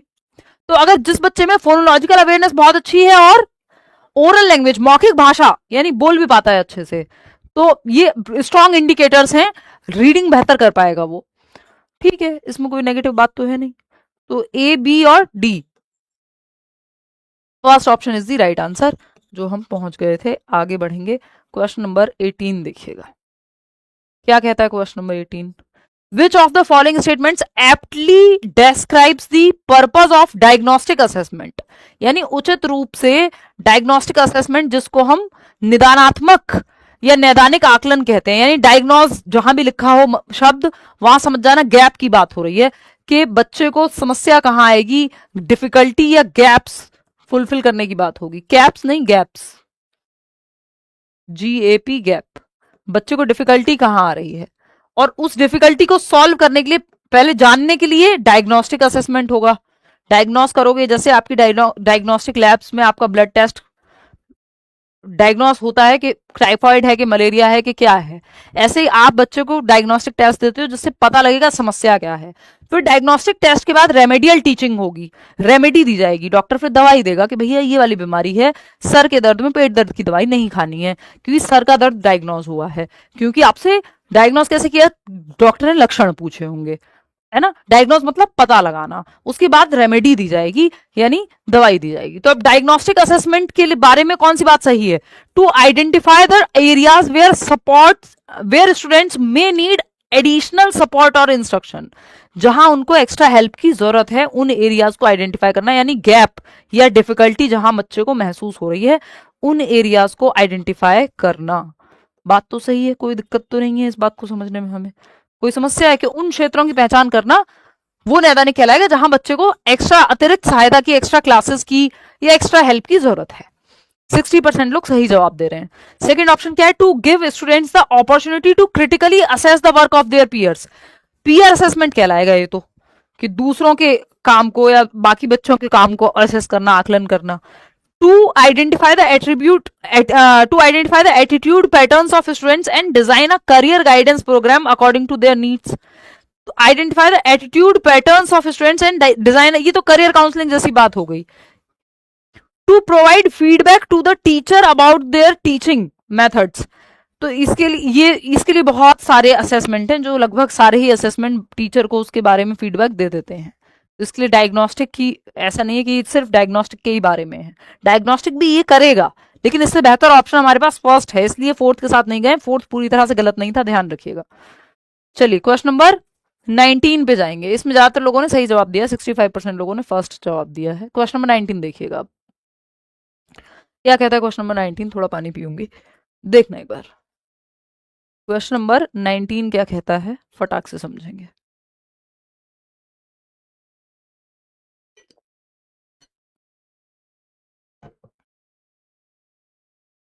60% लोग फर्स्ट ऑप्शन कह रहे हैं।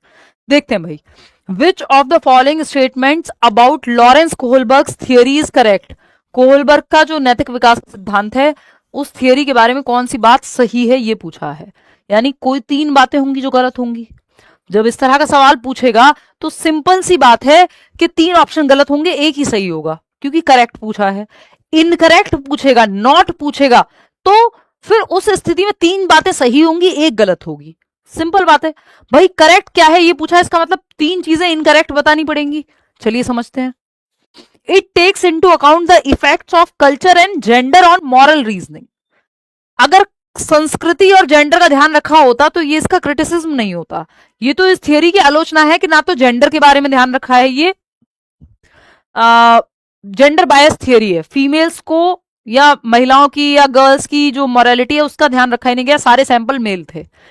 कल्चर का ध्यान नहीं रखा गया। हो सकता है इंडिया में लोग मॉरलिटी को अलग तरह से देखते हो, किसी चीज को सही मानते हो, किसी को गलत मानते हो, है ना। यहाँ माँ बाप से अलग होना बहुत अच्छी बात नहीं है।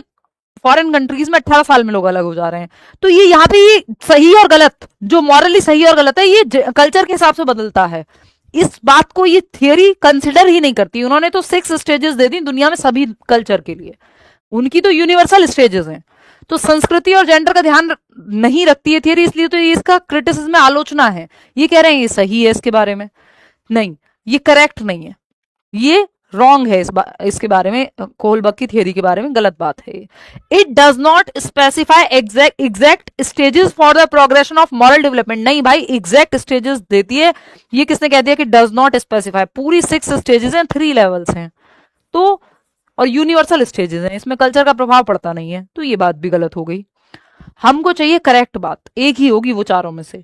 It is based on studies conducted through experimental methods. Experimental methods नहीं थे वो, चर्चा बेस्ड मेथड्स थे। डिस्कशन से आई है ये थियरी, एक्सपेरिमेंट्स नहीं है बहुत ज्यादा इसको लेकर के। It presents moral dilemma situations to children. ये बात एकदम सही है कि दुविधाएं पेश की गई बच्चों के सामने, और उन डिलेमाओं के आधार पे डिस्कस किया गया कि उन्होंने क्या रीजनिंग दी, मॉरल रीजनिंग क्या थी, उस बेसिस पे डिसाइड किया गया किस लेवल में बच्चा फॉल करता है, किस लेवल पे है बच्चा। ठीक, तो यही बात सही है, बाकी तीनों बातें गलत हैं। 47% लोग सही जवाब दे रहे हैं। हल्का सा क्वेश्चन को ट्वीक किया, घुमाया है और आप लोग फंस गए। सिर्फ 47% लोग सही जवाब दे रहे हैं। ये 6 स्टेजेस हैं, दुनिया भर में काम आती हैं, इन पे चर्चा अलग से कभी और कर लेंगे किसी और सेशन में। क्वेश्चन नंबर 20, ये क्या कहता है? द नेचर, क्योंकि हम कर चुके हैं इससे पहले पहले इस सेशन में, ये जो एक्सपर्ट सीरीज में अगर आप देखोगे तो किसी न किसी सेशन में मैंने एक्सप्लेन किया होगा प्रॉपर इसकी 6 स्टेजेस को। कम से कम 2 मैराथन करा दो। अरे यार समझो बात को, 2 मैराथन तो अभी पॉसिबल नहीं है। मेरी तो कोशिश थी 3 कराने की, हिंदी इंग्लिश का भी और सीडीपी का भी, क्योंकि बहुत टाइम से हुआ नहीं है मैराथन सेशन, पिछली बार भी नहीं हो पाया था। और बट बन नहीं रही सिचुएशन, मेरा माइग्रेन उतना अलाउ नहीं कर रहा।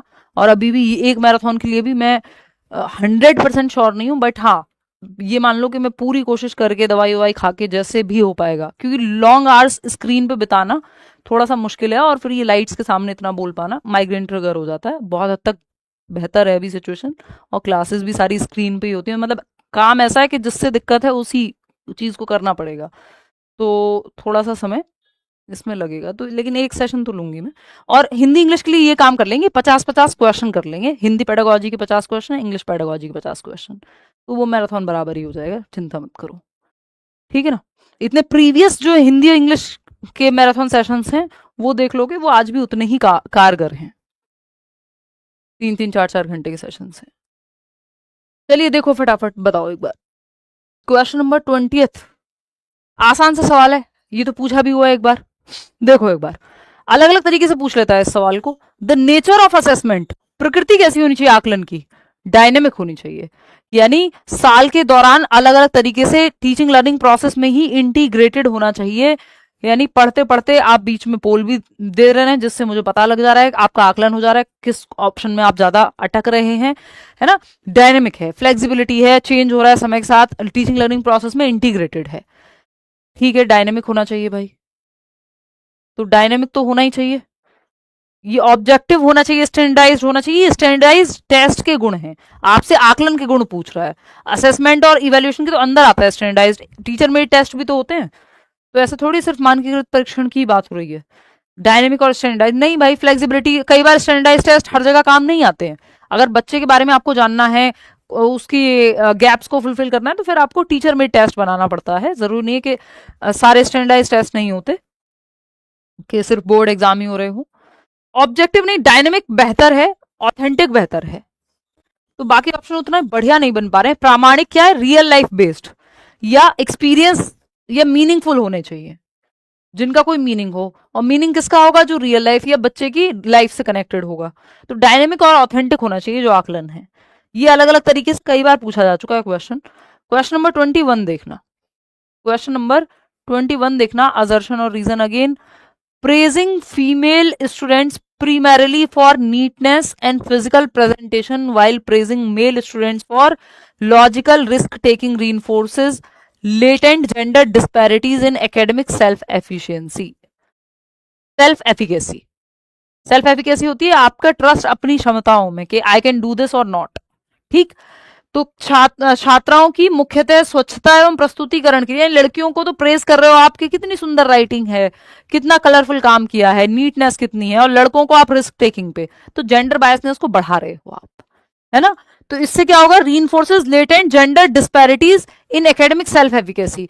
इससे लड़कियों को तो लगेगा हाँ मेरी राइटिंग सुंदर होनी चाहिए, और लड़के को लगेगा मुझे रिस्क टेकिंग या भारी सामान उठाना हो तो मुझे बढ़ावा मिलेगा। तो ये बात तो होगी कि इससे जेंडर डिस्पैरिटी या जो जेंडर डिफरेंसेस है उनको और बढ़ावा मिलेगा, कहीं ना कहीं बायसनेस को बढ़ावा मिलेगा। बात तो सही है। रीजन क्या है इसका, देख लेते हैं। रीजन है learners gradually construct gender related beliefs by observing recurring classroom interactions, peer behaviour, institutional practices and wider socio cultural influences.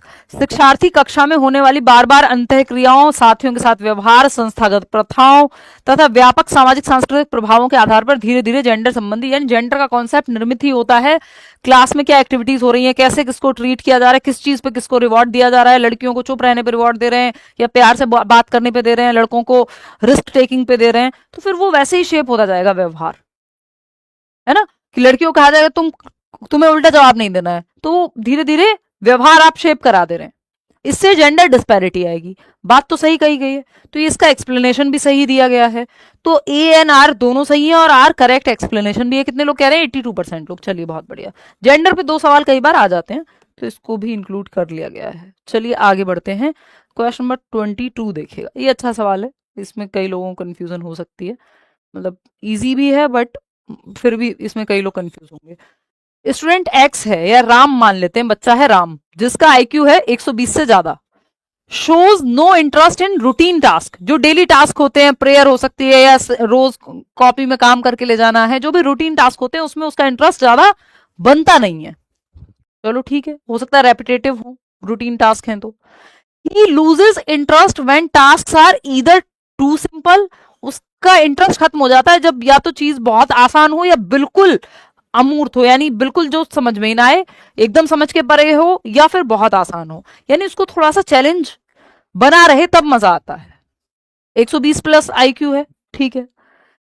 ऐसा होता है कि हाई आईक्यू वाले बच्चे जल्दी बोर हो जाते हैं अगर एक्टिविटी बहुत ज्यादा सिंपल हो जाए, और अगर बहुत ज्यादा चैलेंजिंग हो जाएगी तो भी बच्चा ट्राई नहीं करेगा।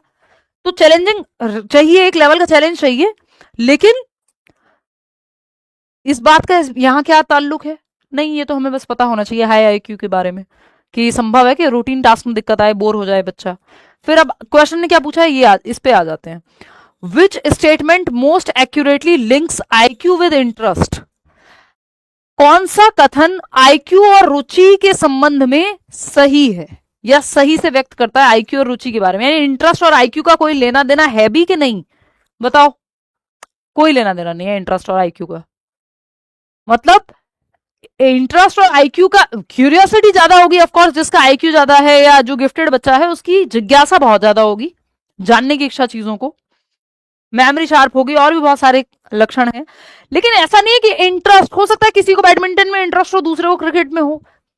एक गिफ्टेड बच्चा है, सेम आईक्यू है मान लो दो बच्चों का, इसमें तो एनवायरमेंट का भी रोल है ना, कि अगर एक को मैथ्स में इंटरेस्ट हो, दूसरे को हो सकता है साइकोलॉजी में इंटरेस्ट हो। तो रुचि की बात हो रही है यहाँ पे, तो रुचि एनवायरमेंट में जो जो मिलेगा उसके हिसाब से भी हो सकती है। हाई आईक्यू, तो आईक्यू और इंटरेस्ट का ऐसा कोई खास लेना देना नहीं है कि क्या रुचि होगी, ये आईक्यू थोड़ी डिसाइड करेगा। लेकिन हाँ, जिस चीज में इंटरेस्ट होगा वो हाई लेवल का हो सकता है, ये संभावना है। High IQ requires continuous extrinsic reward, नहीं भाई ऐसा नहीं होता कि हाई आईक्यू को बाहरी बहुत पुरस्कार चाहिए। अगर आपको किसी चीज में इंटरेस्ट है तो जरूरी नहीं है आप हाई आईक्यू के केस में कि यह इंटरेस्ट एक्चुअल में इंटरेस्ट है किसी व्यक्ति को और हाई आईक्यू नहीं भी है, तब भी जरूरी नहीं आपको बाहरी पुरस्कार की बहुत ज्यादा जरूरत हो। तो ये बात तो सही नहीं है। सेकेंड ऑप्शन है IQ is a fixed genetic trait and is unaffected bye environmental factors. तो कोई ये नहीं कह सकते IQ is being impacted by environment, environment का प्रभाव पड़ता है आईक्यू पे, लेकिन ये नहीं है कि 80 आईक्यू है तो 160 बन जाएगा एनवायरमेंट से। तो प्रभाव पड़ता है कुछ पॉइंट्स का। आईक्यू पहले मानते थे कि एनवायरमेंट का कोई प्रभाव नहीं पड़ता आईक्यू पे, बट अभी लेटेस्ट रिसर्चर्स ये मानती हैं कि आईक्यू पे प्रभाव पड़ता है सोशियो इकोनॉमिक स्टेटस का, किस सामाजिक आर्थिक स्थिति से आप आ रहे हैं। और लेकिन उल्टा नहीं हो जाएगा, ये 60 का 160 80 का 160 नहीं हो जाएगा, डबल वाली स्थिति नहीं होगी ऑफ कोर्स। थर्ड पॉइंट क्या है, an IQ of 120 and the correlation between IQ and intrinsic interest is nearly zero. ये बात थोड़ा सेंस बना रही है, 50% लोग सही मान भी रहे हैं इसको, कि 120 आईक्यू होने और आंतरिक रुचि यानी इंटरनल मोटिवेशन होने के बीच में लगभग जीरो संबंध है। भाई किसी का हाई आईक्यू है या 120 आईक्यू और उसकी रुचि किस चीज में होगी, इन दोनों में कोई खास संबंध है नहीं। एक बच्चा जो अमेरिका में रहता है तो वहां जो चीजें हो रही होंगी उसमें रुचि हो जाएगी, एक इंडिया में रह रहा है सेम आईक्यू है, जो चीजें यहां हो रही होंगी उसमें रुचि आ जाएगी उसकी, है ना। तो third option is the right answer. Intrinsic interest and IQ are identical. भाई आप सीटेट की तैयारी कर रहे हैं, आप रह रहे होते अफगानिस्तान में, कैसे करते, आता ही नहीं इंटरेस्ट। ये तो मैंने ऐसे ही थोड़ा ऑड एग्जांपल दे दिया, बट अगर आप कहीं और रह रहे होते, मान लेते अमेरिका में भी रह रहे होते, तो भी बहुत संभावना नहीं थी कि आप कॉम्पिटेटिव एग्जाम की तैयारी ही कर रहे होते, कल्चर नहीं है उतना वहां, कम है। Intrinsic interest and IQ are identical constructs, ये नहीं है। तो थर्ड ऑप्शन सही है कि कोई खास संबंध है नहीं आईक्यू और रुचि किस चीज में किसकी होगी इस बात का। क्वेश्चन नंबर 23, ये क्या कहता है, असर्शन पढ़िए। The ability to comprehend and speak depends on the physical development of the mouth and brain, यानी आपकी समझने की क्षमता और बोल पाने की क्षमता भाषा को, ये आपके माउथ का यानी आपके मुख और मस्तिष्क का विकास कैसे हुआ है इस पर डिपेंड करेगी। ये बात सही है कि गलत है, कि आप क्लियरली बोल पाएंगे, यानी मान लो आपका माउथ ही ठीक से डेवलप नहीं है या जो ऑर्गन्स होते हैं जिनसे साउंड प्रोड्यूस होती है वो ठीक से डेवलप नहीं है, तो वो प्रभावित होंगी, 100% होंगे प्रभावित, मतलब आपकी बोलने की क्षमता प्रभावित होगी। और समझने की क्षमता, अगर ब्रेन ठीक से विकसित नहीं हुआ तो आप ठीक से समझ नहीं पाएंगे, मस्तिष्क यानी। बातें तो सही है दोनों, गलत तो नहीं है। रीजन क्या है इसका, emotional development is related to physical growth. हाँ भाई, फिजिकल, कॉग्निटिव, सोशल, इमोशनल, चारों प्रकार विकास के एक दूसरे से जुड़े हुए हैं। अब बोथ ट्रू हैं तो चेक कर लो जरा एक दूसरे के लिए सही है कि नहीं है। अब ये दोनों तो सही हैं, ये बात भी सही है, ये बात भी सही है, ए भी सही है, आर भी सही है। अब ये अंजलि और राहुल एक दूसरे के लिए सही है कि नहीं, ये चेक करना पड़ेगा। इमोशनल डेवलपमेंट रिलेटेड है फिजिकल ग्रोथ से, लेकिन यहां बात क्या हो रही थी, बात तो हो रही थी समझने आपके इमोशंस की, और यहां पे बात हो रही थी भाषा की, physical development of the mouth and brain. दो बातें अनरिलेटेड नहीं लग रही हैं आपको, मतलब टाइप्स ऑफ डेवलपमेंट जुड़े हुए होते हैं, ये बात तो मुझे समझ में आ रही है, बट यहां इमोशंस की तो बात ही नहीं चल रही थी, ये एक्सप्लेन नहीं कर पा रहा। जो राहुल है वो अब अंजलि के लिए सही नहीं है, बात यहां पे कंपैटिबिलिटी का इशू है ना। तो both A and R are true and R, but R is not the correct explanation. R सही से एक्सप्लेन नहीं कर पा रहा, आर का एक्सप्लेनेशन, आर कह रहा है इमोशंस और फिजिकल ग्रोथ जुड़े हुए हैं। ए में बात चल रही है ब्रेन और जो फिजिकल लैंग्वेज की क्षमता है वो फिजिकल डेवलपमेंट से जुड़ी हुई है। यहां इमोशंस की बात अकेले की नहीं थी, यह सिर्फ फिजिकल ग्रोथ से जुड़ा इमोशंस का नहीं था, यहाँ कॉग्निटिव डेवलपमेंट की भी बात थी। लैंग्वेज कॉग्निटिव डेवलपमेंट से जुड़ी हुई है, ना कि इमोशनल से। आपस में सब जुड़े हुए हैं, लेकिन अगर बात आएगी कॉग्निटिव डेवलपमेंट से, भाषा का जो है वो दिमाग से डायरेक्टली संबंधित है। आप जिस दिन बहुत स्ट्रेस में होंगे, देख लीजिए आपकी भाषा भी प्रभावित होगी। तो इसलिए ये रिलेटेड नहीं है, दो अलग बातें चल रही हैं। क्वेश्चन नंबर 24 देखिएगा, ये क्या कह रहा है। ड्यूरिंग अ एक्टिविटी या during an activity Kabir gets stuck. एक एक्टिविटी के दौरान कबीर एक बच्चा है जो फंस जाता है या अटक जाता है किसी पॉइंट पे। हिज पियर सारा, यानी उसकी दोस्त है या सहपाठी है, उसकी हम उम्र है सारा, does not solve the code for him. अब ये उसके लिए प्रॉब्लम को सॉल्व नहीं करती। जो सारा उसकी दोस्त है, वो मान लो मैथ्स के किसी सवाल पे अटक गया, but instead asks what outcome did you expect when you set the loop count to 3 in the previous step. कि जब पहले स्टेप में आपने जो पहला स्टेप सॉल्व किया था, तो क्या सोच के सॉल्व किया था। मतलब बच्चे की थिंकिंग जगा रही है, हिंट देने की कोशिश कर रही है उसको। दिस प्रॉम्प्ट हेल्प्स, अपने दोस्त को, this prompt helps Kabir identify his own error. उससे क्या गलती हुई है पिछले स्टेप में, ये पहचान पा रहा है कबीर, क्योंकि सारा ने उसको हिंट दिया है या क्लू दिया है कि सोचो, पहला स्टेप सॉल्व करते समय उसको डायरेक्ट बताया नहीं कहां गलती है। इसके फोल्ड कर रही है सारा, क्या कर रही है, इसके फोल्ड कर रही है। सारा एक्शन क्या, सारा का एक्शन क्या रिप्रेजेंट करेगा। ये नहीं कि ये कबीर के दायरे में है या नहीं, दायरा पूछा होता तो जोन ऑफ प्रॉक्सिमल डेवलपमेंट होता। ये एक्शन जो है ये स्कैप फोल्डिंग कहलाएगा। सारा पूछा होता, सारा क्या कहलाएगी यहाँ पे, तो मोर नॉलेजेबल अदर कहलाएगी। भाई साहब आपसे या बहन जी आपसे एक्शन पूछा है, ये कार्य या ये कार्यवाही या ये जो क्रिया है, इसको स्कैफोल्डिंग या मचान कहते हैं। बहुत बार डिस्कस किया। टेम्परेरी हेल्प है, तो ये जो प्रोसेस है, बहुत बार बताया आपको, प्रोसेस को स्कैफोल्डिंग कहते हैं। व्यक्ति जिससे मदद मिले वो मोर नॉलेजेबल अदर है, जो सारा है, कोई टेक्नोलॉजी हो सकती है। जिस दायरे में यहां ये सब चल रहा है वो ZPD है।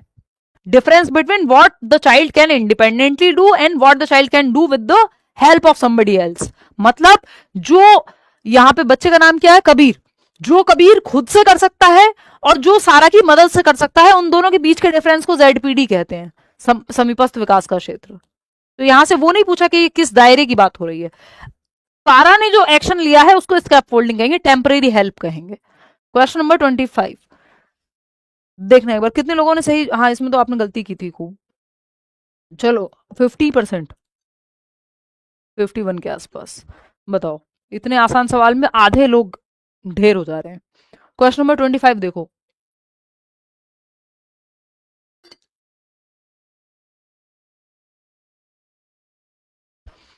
Question number 25।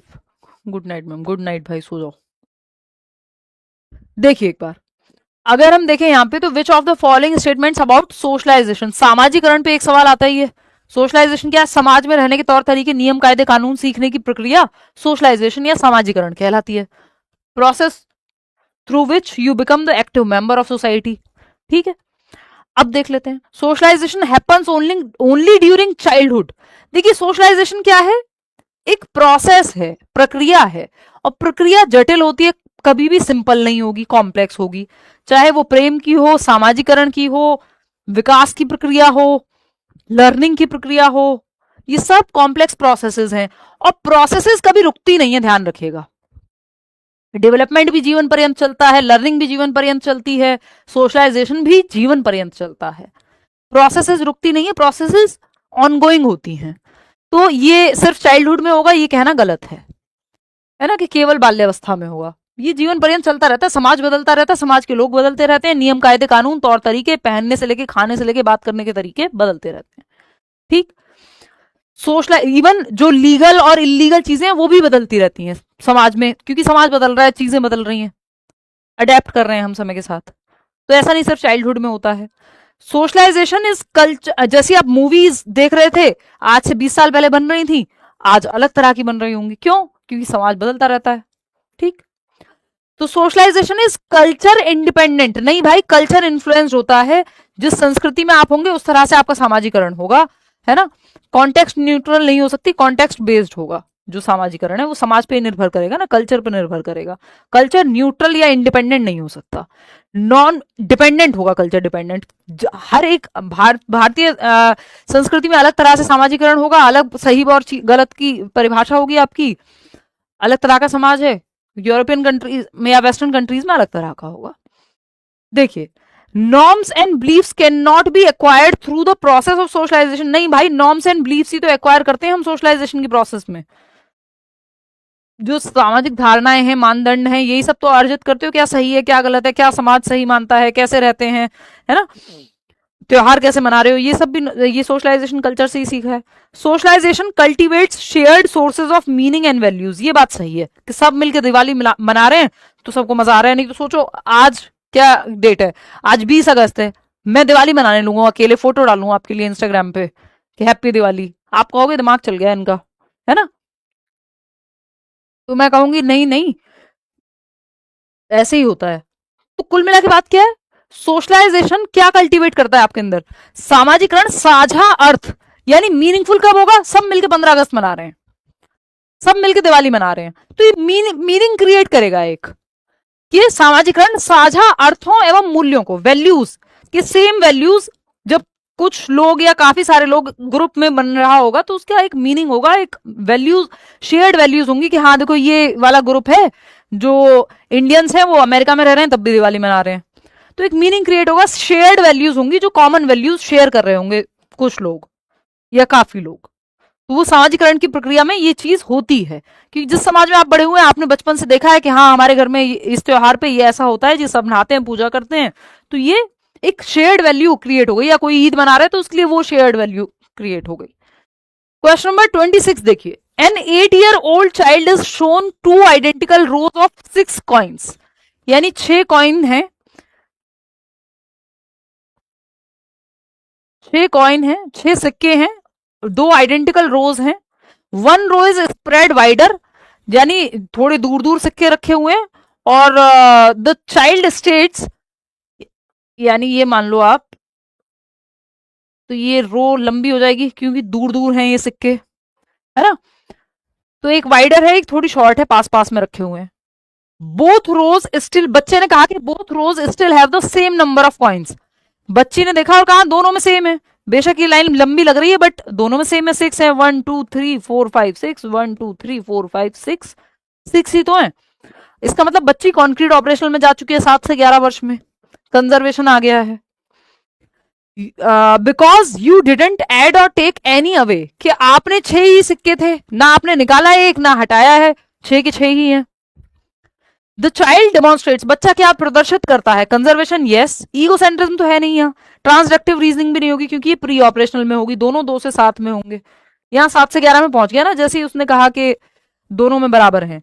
सेंट्रेशन नहीं है क्योंकि डिसेंट्रेशन लगेगा कंजर्वेशन के लिए, कंजर्वेशन एंड डिसेंट्रेशन, डिसेंट्रेशन या सेंट्रेशन का क्या मतलब है, सेंट्रेशन मतलब बच्चा बाकी पहलू नहीं देख पा रहा कि लाइन लंबी तो है लेकिन पास पास रखे हुए हैं, डिसेंटर मतलब वो अलग अलग पहलुओं पे फोकस कर पा रहा है, तो डिसेंटर की एबिलिटी अच्छी होती है। कंजर्वेशन मतलब अपीयरेंस या शेप साइज के बदलने से अमाउंट सेम ही रहती है, अमाउंट चेंज नहीं होती है। अगर 250 ml पानी है तो उसको चौड़े बर्तन में डालो पतले बर्तन में डालो बराबर रहेगा। 5 रुपए हैं तो 5 के सिक्का एक एक का 5 सिक्के हो या फिर 5 रुपए का एक नोट हो या सिक्का हो, बराबर है बात, ठीक है।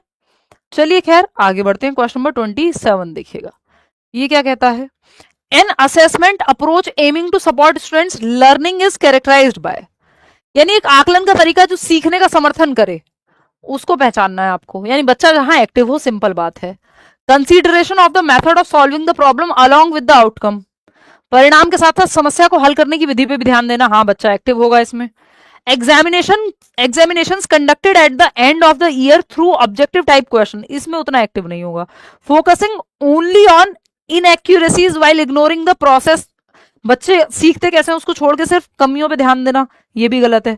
Evaluation and marking based on standardised quiz, standardised quiz बहुत अच्छे तरीके नहीं है, सबसे ज्यादा एक्टिव फर्स्ट ऑप्शन में मिलेगा बच्चा के परिणाम के साथ साथ प्रोसेस क्या है आकलन की, बच्चा एक्टिव है या नहीं है, क्वेश्चंस किस तरह से वो जवाब दे रहा है, कोई काम एक्टिविटी कर रहा है तो किस तरह से कर रहा है, तो प्रोसेस पे भी फोकस है।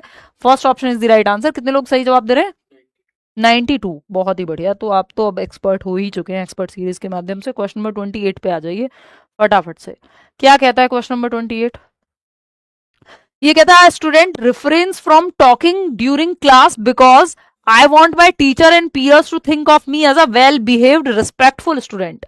एक बच्चा है जो क्लास चलती क्लास के बीच में बात नहीं करता, क्यों? क्योंकि वो चाहता कि बाकी बच्चों को, उसके सहपाठियों को, उसके दोस्तों को लगे और उसके टीचर को भी लगे कि ये एक वेल बिहेव्ड बच्चा है, तमीजदार बच्चा है, अच्छा बच्चा है, गुड बॉय है ना? This reasoning reflects which stage of Kohlberg's moral development.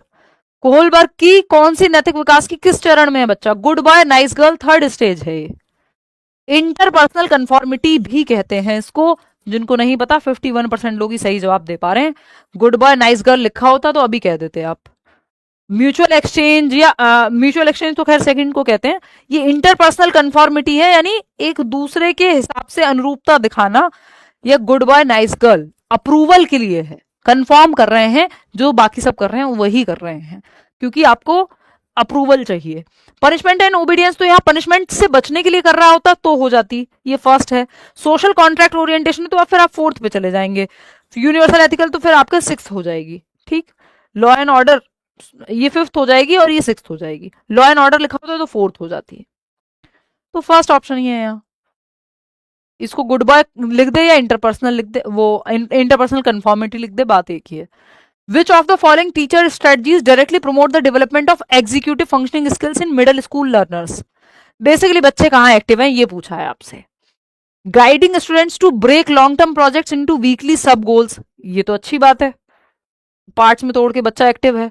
Enforcing absolute silence and penalising any independent decision making, नहीं भाई बच्चे को स्वतंत्र एक्शन ही नहीं लेने दे रहे, पैसे हो जाएगा बच्चा। जहां बच्चा पैसे हो जाएगा वो तो गलत है, हमें तो सही चाहिए। Teaching explicit cognitive reflection routines like stop, think, plan and check during problem solving, हाँ ठीक है, इसमें बच्चा एक्टिव होगा। Providing ready-made solutions, ना ना ना, never। रेडीमेड सॉल्यूशंस नहीं देने, बच्चे को सॉल्यूशंस तक पहुंचने देना, एक्सप्लोर करने का मौका देना, सीधा जवाब उसके दिमाग में नहीं भर देने हैं, ये पैसे हो जाएगा, ये पैसे हो जाएगा। तो ये भी गलत और सेकंड भी गलत। तो फर्स्ट और थर्ड ही कहीं पे अगर दिख रहे हैं आपको, फर्स्ट और थर्ड है ऑप्शन में या ऑप्शन ही नहीं है थर्ड ऑप्शन। कितने लोग सही जवाब दे रहे हैं? 65% लोग। चलिए खैर आगे बढ़ते हैं। तो ये सवाल तो आपने उड़ा दिया, बहुत आसान सा था। चलिए लास्ट सवाल है आज के लिए, आखिरी सवाल। क्वेश्चन नंबर 30 देखिएगा, विच of the following statements is correct about gender development in contemporary times. आज 3 सवाल आ गए हैं जेंडर के, जनरली 2 ही आते हैं, बट आप कर लीजिए कोई बात नहीं। देखिए फटाफट से बताओ।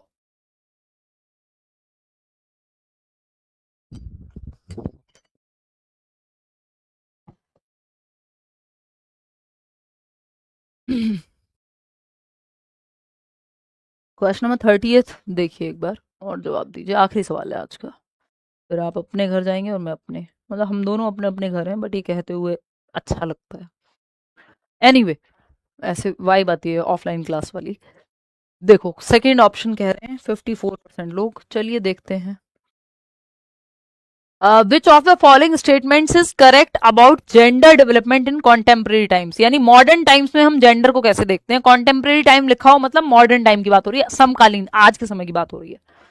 समकालीन समय में जेंडर विकास के बारे में निम्नलिखित में से कौन सा कथन सही है। देखो कॉन्टेम्परेरी टाइम में अगर आपसे चाइल्डहुड पूछे तो आपको कहना है यूनिवर्सल नहीं है, सोशल कंस्ट्रक्ट है। ये सवाल आया हुआ है कि कॉन्टेम्परेरी टाइम में चाइल्डहुड क्या है, बाल्यावस्था समकालीन समय में, तो हम उसको सोशली कंस्ट्रक्टेड मानते हैं, समाज के द्वारा निर्मित है, सार्वभौमिक नहीं है, ध्यान रखिएगा। एनीवे जेंडर को कैसे देखते हैं हम मॉडर्न टाइम्स में? जेंडर एक सोशल कंस्ट्रक्ट है, ऐसे देखते हैं, सिंपल बात, समाज के द्वारा निर्मित है, फ्लेक्सिबल है। Gender exist as binary concept and individual is either male or female, बिल्कुल जरूरी नहीं है, बाइनरी नहीं है। जेंडर रोल फ्लेक्सिबिलिटी, रोल भी छोड़ दीजिए आप, जेंडर में भी हो सकता है कोई व्यक्ति बायोलॉजिकली मेल हो, उसका सेक्स मेल हो, बट वो फीमेल फील करता हो। लोग जेंडर ट्रांसप्लांट या चेंजेस तो कराते ही है ना, तो बाइनरी नहीं मानते हम आज की डेट में जेंडर को, सोशल कंस्ट्रक्ट है। Gender identity is influenced by cultural conceptions, ये बात सही लग रही है हमें।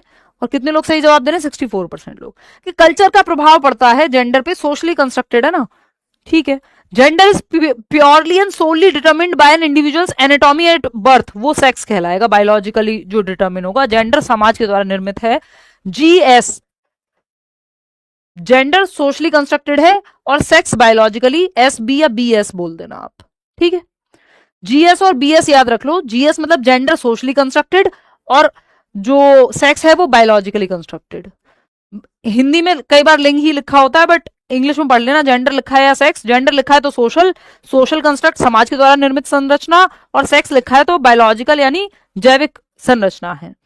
फोर्थ ऑप्शन है gender identity is not influenced by socialisation, नहीं भाई, सामाजिकरण से ही इन्फ्लुएंस्ड है, सोशल कंस्ट्रक्ट है भाई साहब, गलत हो गई बात। तो सेकेंड ऑप्शन ही एकमात्र सही बात कहता है कि जेंडर या जेंडर की जो पहचान है, लैंगिक पहचान सांस्कृतिक अवधारणाओं से प्रभावित होती है, ठीक है। सेकंड ऑप्शन 66% लोग सही जवाब दे रहे हैं।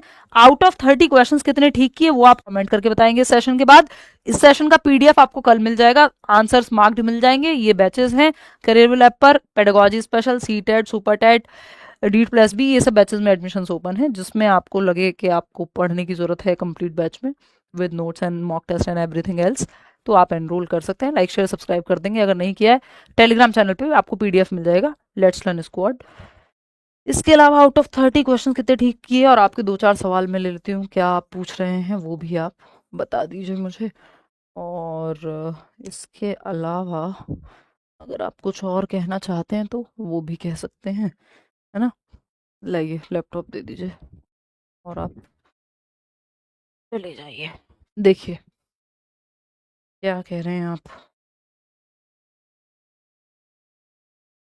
Ma'am you are very cute, अच्छा थैंक यू खुशी, आप भी बहुत क्यूट हैं, मुझे हाँ नाम से पता लग जा रहा है।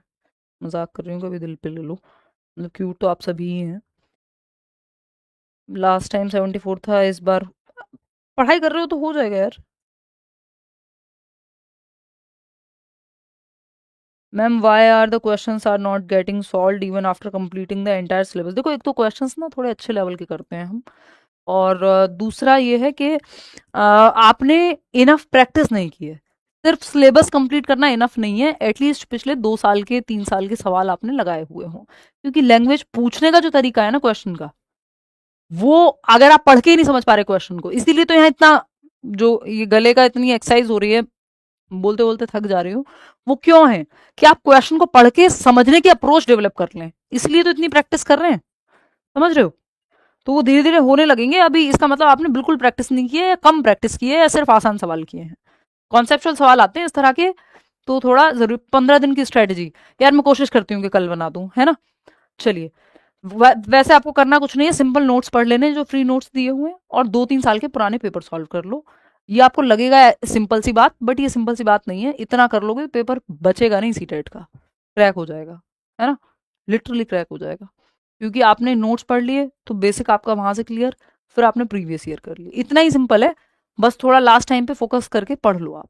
ठीक, कल मिलते हैं होपफुली। कल जो है हम मिलेंगे जहां तक है। कीवर्ड्स हमारे कई दिनों से पेंडिंग हैं, वो हमें करने हैं, है ना। चलिए, बहुत तेजी से कमेंट्स आ रहे हैं, अब मैं पढ़ नहीं पा रही हूँ। थैंक यू सो मच आप लोगों का ज्वाइन करने के लिए। कल मिलते हैं, है ना। Take care, see you tomorrow, bye bye.